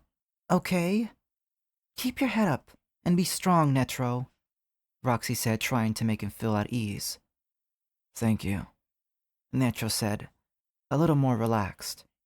I'll call you when I land, Netro said in a soft tone. While sleeping, Netro was tossing and turning on the seat, then suddenly woke up, startled. Then sighed out of exhaustion. He thinks of a moment before looking out into the night sky. Above the clouds, the moon was stargazing. With no reflection of water, it almost looks like you're in space. He caught a grasp of his sense of feeling, this warmth, seeing the moon so bright. He wanted to take a photo, but chose not to. But then a sound of a heavy whoomph of a wing can be heard. It felt so close that it made Netro flinch a bit. But in the corner of his eye, and hearing it from his right ear, he saw a white aura, something that glowed. He looked around to see if anybody noticed, but everyone was asleep or too busy on their technology. Netro looked through the cabin window to see if he can fully catch a glimpse, but nothing. The sky was completely empty. He was so confused, but was also aware. When looking down at the clouds, he could see another continent, which is China. Seeing the city lights was very odd to visualize, as he then heard the intercom. Preparing to land at Foshan Shandi Airport. All passengers be sure to gather all of your belongings before exiting the flight. Have a good night, but also a good morning considering it is 6:50 a.m. in the morning, the captain of the plane had said. After exiting the plane, Netro decided to get a lift. When looking at the address to where his friend is, he was very confused. Yetman Memorial Hall? Netro repeated slowly. It made him wonder, why would he come all the way out here? What's your deal? Netro said, questioning his friend's methods. Netro took a lift to China's Guangdong Province, Foshan, Nanhai District. When arriving, the address wasn't adding up. He then ended up calling Sasha. Hey, the address was a fluke. Either you sent me out here on a blank state, or you just gave me the wrong address, Netro said, a little bit anxious. I should have known if he were to give me an address, it would be a fluke, Sasha said, a bit fooled. She then got up from her bed and got on her laptop. But don't worry, I've got other ways of finding him, she said. Just know, he could never really escape me, no matter how mysterious he makes himself out to be, Sasha said, chuckling a bit. While trying to find him, she pokes fun at him. So, looks like someone forgot that. Sasha was about to say it, but Netro cut her off. I could, but if there's other options, then why not take advantage of that, right? Netro said, as he waved his finger around as a blue spark of light appeared from his fingertip. Okay, let's get back to finding this mask face. He could be at the IP Man Hall? Wait, that ain't right. It's only a museum. Where could he be? Sasha said, confused a bit. Okay, mask face. He got me good. On this one, Sasha said, a bit defeated. Netro then thought about NEX2. He then puts his fingers on his temple. Guess I'll have to find him the old-fashioned way then, Netro said, in a hurry while his eyes turned digitally blue, scanning through every camera and streetlight to find his last known coordinates. Ancestral Temple. Zumio, Netro said, but scanning for more last known dates. You were right. He did show up in the IP Man Memorial Hall, but then left. Netro said calmly, while diving deep into cameras across China. Then an old lady tapped him on the shoulder, and he jumped. He then looked at her, and she spoke. "Are you okay?" she said, a bit startled by him, just standing there. He then nodded. Yes, sorry for the disturbance, he said, giving a slight bow. "Then what are you doing here?" she asked, confused by his presence. I'm looking for a friend. He's somewhere here in Faoshan, and I think he's learning Kung Fu, Netro said, explaining himself. "Oh, Kung Fu. What art?" she asked, but then not even Netro knew himself. His last known coordinates was the IP Man Memorial Hall, he said, as she then was surprised. "Oh, Wing Chun, your friend must be a very big fan of the art, yeah? If you're looking for your friend, try Master Jiu or Aijan. 6 decades tradition, guided by his father, Go Ufu, who learned it directly from IP Man himself," she said. "The training hall remains a sanctuary. You should try there, yeah?" she said, very energized to give Netro this amount of information. Thank you so much, miss. I'll look there, he said, giving another slight bow as Sasha was still on the phone. So Wing Chun, huh? So that's why you're here, Netro said, now confident enough to search for him. Netro was dropped off at Faoshan Ancestral Temple Zumiao. Please be here, Netro said, confidently, but also very nervous at the same time. While walking into the temple, he was greeted by a pupil. "Welcome to Faoshan Ancestral Temple, Zumiao," the pupil said. "You can call me Feng Hu. It is nice to meet a fellow traveler looking to understand the art of history," Feng Hu said. Netro looked up at him and down, and it was a beast folk. A rabbit? A bunny? What are you? Netro said in his mind, and a little weirded out by how he was greeted up front. "I see you're staring at my appearance," Feng Hu observed Netro's body language, and it startled Netro even more. "Oh, sorry," Netro said, worried, as he bowed, but then Feng Hu noticed how Netro bowed. "You're not from here, are you?" he said, as Netro looked up so quickly. You're right. I'm not from here. I came all the way from Japan. I happen to be here because of a friend of mine that is attending martial arts called Wing Chun, Netro said, assertively addressing the situation, as Feng Hu leaned against the wall. "Does this friend have a name?" Feng Hu said, curious about this friend of his. I don't know his real name, but he goes by Unknown, Netro said, as Feng Hu smirked. "Unknown? What a weird way to make yourself a title. I've never heard of him," Feng Hu said, smirking as Netro looked into his eyes to find any deceiving, and he did. Look, I know you're lying. I need to see him. It's very important, so can you please take me to him? Netro said, pressed for time. "I didn't know he had friends that care for him. But if the situation is that important, I guess I can't cover for him," Feng Hu said as he then leaned off the wall. "All right, come this way," Feng Hu said, leading the way, while Feng Hu breaks the silence. "So, how do you know Unknown?" Feng Hu said, smiling. We go way back. We're friends. I won't go into detail, Netro said, sorta, also fidgeting his fingers a bit. "I'm jealous. I only met him for a couple months. Your friend is a very respectful, wise guy, if I say so myself. So you were there at his vulnerable states," Feng Hu said, messing around with Netro, trying to lighten the mood. But Netro wasn't having any of it. His only focus was to get Unknown back to Tokyo with him. But in order to do that, he decided to create some time. I only knew him from an outside perspective. Knowing his valuable state would be his brother, Netro said, as Effing Hu was shook by knowing about Unknown's associates. You mean to tell me that Unknown has family and hasn't said a thing about it to me? Now that's just cruel coming from him. And here I thought me and him were training buddies. Effing Hu said, sounding a bit hurt, but there was no real threat in his voice. He was more shocked to find out more about Unknown. While walking, Effing Hu led Netro into the training hall, where a familiar hair can be seen. It was Unknown, occupied on a training dummy. Netro saw his form and technique, emphasizing a fluid, relaxed motion, watching him flow and redirect, filling in gaps. Hey, Unknown, you got a guest that's here to see you.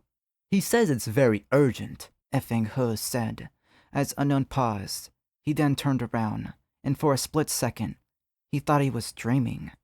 Seeing Netro was like feeling a notice of familiar. Effing Hu, can you give us some privacy?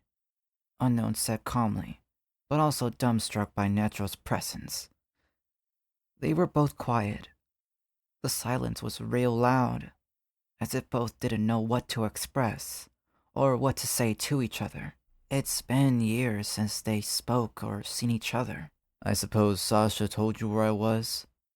Unknown said, breaking the silence to start off with a nonchalant response. Out of all places, why here? Netro asked, wanting to know why. Faoshan is the birthplace of Wing Chun, a martial art that has been passed down through generations. It originated here, in southern China. Unknown said, practicing on the training dummy. I came here to foster mindfulness, self-discipline, and resilience. Unknown said, looking at Netro, as he nodded, completely understanding the art itself. Unknown was trying to find balance within himself, the act of trying to be at peace with whatever he is facing. Sounds very conflicting, Unknown. Netro said, understanding his reasons of being here, looking back at his unbalanced approach within himself. Seeing Unknown being all the way out here for balance made him feel that's what he should have done when he lost Thunter, finding a way to accept what is no longer here. Unknown then stopped and looked at Netro spacing out. He then snapped Netro out of it by talking. I assume you didn't come here to chat. Netro, what the hell are you doing here? Unknown said, stopping everything that he was doing.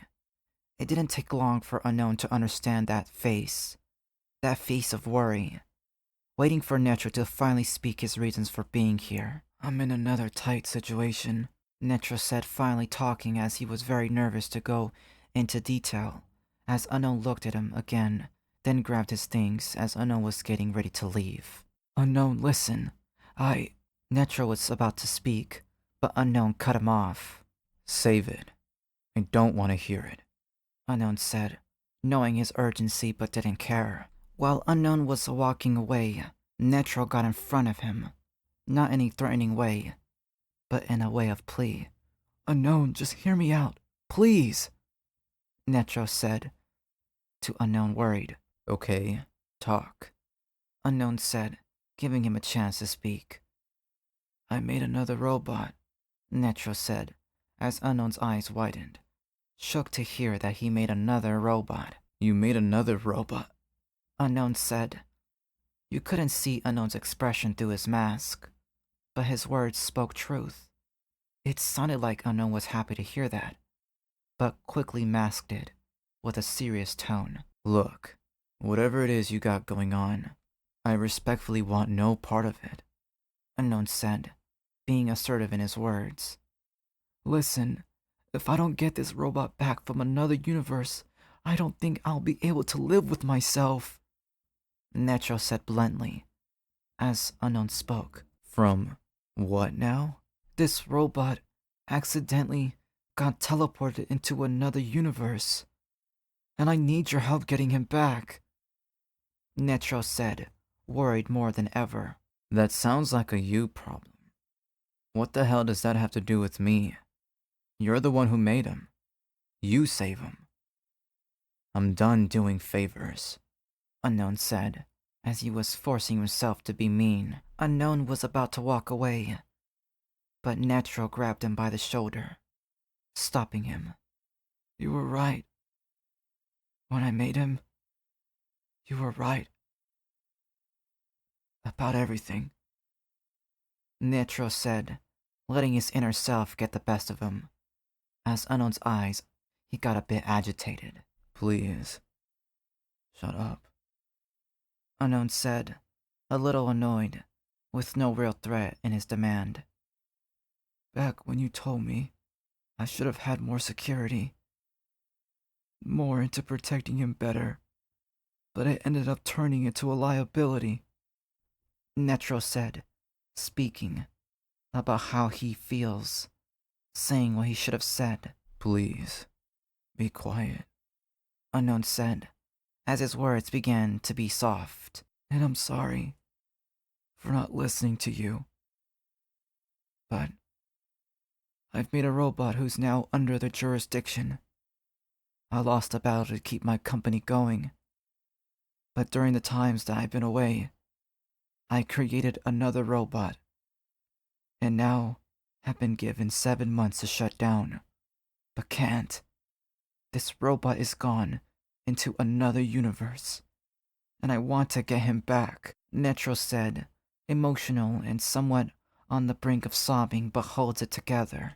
The loss of Thunter affected even Unknown. He just couldn't bear to see it happen again. He did feel some type of sympathy for Netro. Seeing him lose Thunter was like seeing him lose a best friend. You made another robot under the jurisdiction. So what? Maybe you should leave him in that universe. It would hurt to see another robot be shut down. Unknown said, this time in a soft tone, but also being assertive. Well, I can't, Netro said, shouting, falling to his knees, now breaking down. I can't. This robot is more than just a robot. More than just coding and numbers. I refuse to let this one go. Netro starts sobbing and emotionally losing it. Unknown then looks down at the floor, knowing that emotion coming from Netro. Unknown curls his fist, unable to feel mad or irritated by Netro's plea for help. Then Unknown picks him up off the floor. Get your ass up off the floor, alright? Cut your weeping. I'll get him back for you. You hear? Unknown said, a little embarrassed by Netro's emotional state, as he couldn't stand Netro having a mental breakdown. Thank you. Thank you. Netro said, bowing still and tears crying on the floor as Unknown now was irritated. Hey, cut it out, will ya? You're embarrassing me here. Unknown said bluntly. You said he's in another universe? Unknown asked, confused as Netro pulled out what appears to be a technical gadget. It was a flat square disc that opened up a holographic structure. He points at this universe. There. His readings point to there, Netro said confidently, as Unknown narrows his eyes trying to analyze this mapped structure. Universe 84003. Huh. If there's no life there, perhaps you might be in the best of luck. Let's just hope that this robot of yours is safe, Unknown said, as he walked with Netro to leave with him. Let me get changed, and I'll come back home with you, Unknown said, as Netro nodded. Thank you, Unknown. This means a lot to me, Netro said, as Unknown was very nonchalant about it. There's no need to thank me. Just help not a friend, Unknown said. He smiled a bit. By the looks of it, it surprised Netro. Unknown has changed in the last years or so. Seeing him better than before puts them both in the best of terms. Does this robot of yours have a name? Unknown asked, politely interested. His name is Niextu, Netro said, as Unknown tried to say the name, himself giving it a try. Niextu, Unknown said, as Netro nodded. Uh-huh. Netro said positive about the name. Interesting name for a robot. Unknown said quite unsure of that name but didn't comment on it. Netro then got a phone call from Roxy, as he then picked up. How was Niextu? Netro said as Roxy was then worried. You need to hurry. Niextu has already woken up, Roxy said, feeling disquiet, as Netro was now more anxious than ever. Unknown, by the time we get back to Tokyo, I don't know how much time will pass. Netro said, worried, as Unknown smirked under his mask. Then it's a good thing we have our friend to bring us back. Unknown said, self-assured while Netro was confused. Our friend? Netro said confused, as he seen no one around besides him and Unknown. Was it the rabbit that he saw earlier? Unknown closed his eyes. In a meditated state, the ground from a distance showed light coming from cracks from the dirt. Blue lights. Then, from out of nowhere, a blue dragon appeared, and Netro's eyes widened. It was their friend, Blue Light the dragon. The mythical creature that we once thought was a myth long ago ended up being real, and is now here to aid us once again. Blue Light was gonna roar, but then Unknown spoke. Don't even think about it, Unknown said, as Blue Light was stopped in his tracks and a bit annoyed.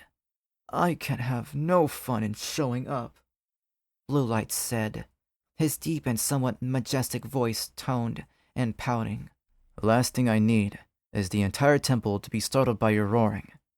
Anyway, we need your help getting back to Tokyo. Care to fly us there? Unknown asked, as Blue Light smiled, then caught a glimpse of Netro. Then a loud huff coming from the dragon's nose can be heard. Long time no see. Of course, I shall help fellow companions in need, Blue Light said, his giant tail trying to wag a bit excited to see Unknown and Netro again. I'm happy to see you too, Blue Light. But we need to get back to my place immediately, Netro said, as Unknown and him hopped on his back. Always so urgent in your guys' mission. I suppose company isn't always perfect timing. I shall speed this journey, Blue Light said, understanding the situation. And he went fast as the speed of light. Netro seeing how fast they were going, the beam of light filling his eyes felt like a blink of an eye. And while seeing Blue Light do this, he could already see Tokyo. You're a natural at this, are you?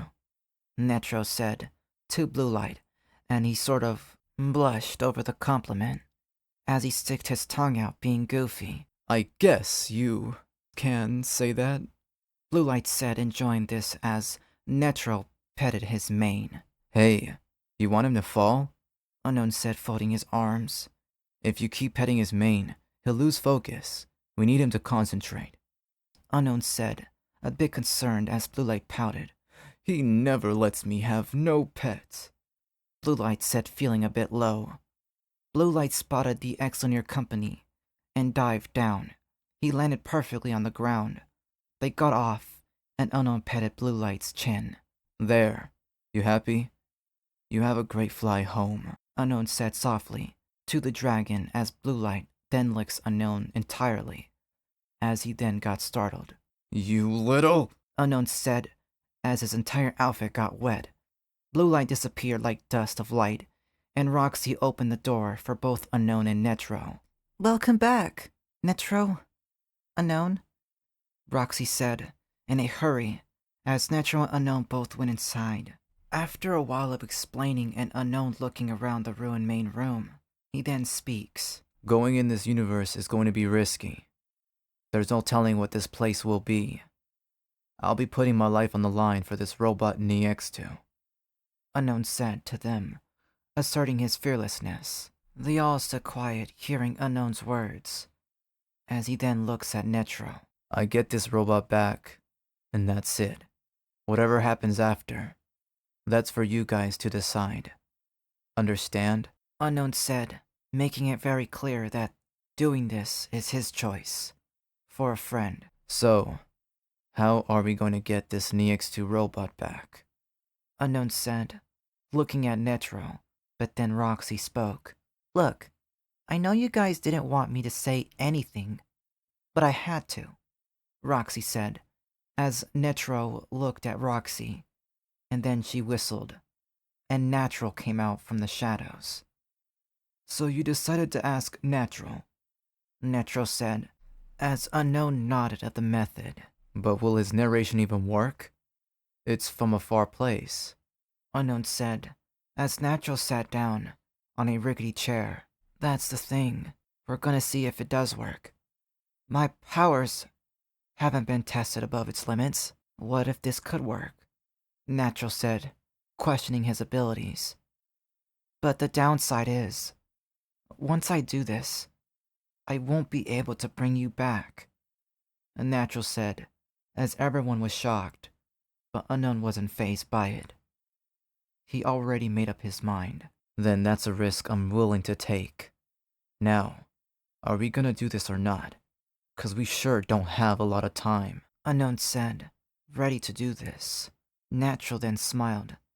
Then, it's best to not keep the masked man waiting then, Natural said, as he gets up.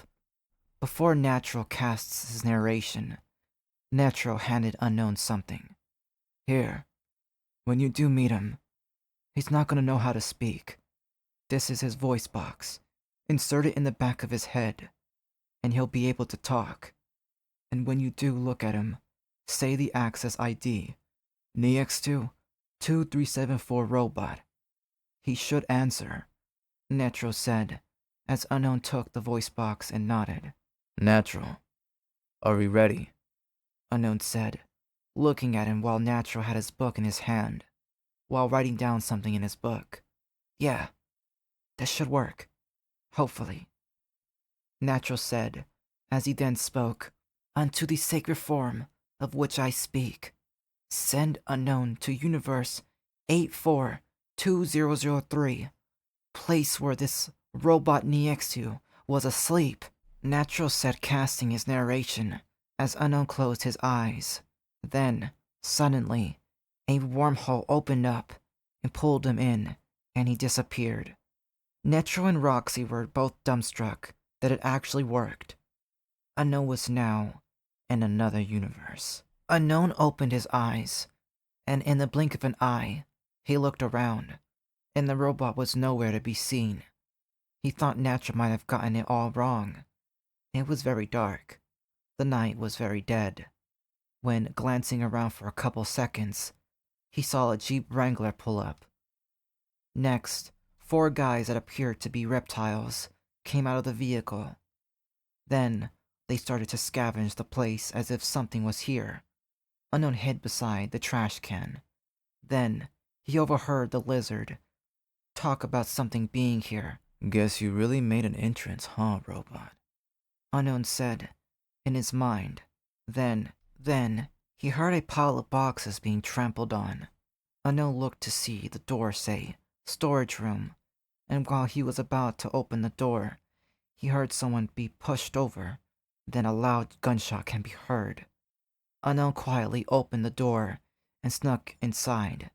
He peeked around the corner of the doorway, then saw the robot on the ground, while the lizard towered over him. He was about to kill the robot. Unknown snuck behind the reptile and jabbed his sword into his right side stomach. Back at the Exonieer facility, Roxy saw Niexu's signal cut out, and she covered her mouth. Netro, Niexu's signal cut out. Something must have happened to his antenna, Roxy said, worried as Netro was walking back and forth. We have to trust that Unknown makes it in time. That means someone must have caught on to the robot. Please, Unknown. Please make it in time, Netro said, folding his hands, hoping that Unknown got there in time.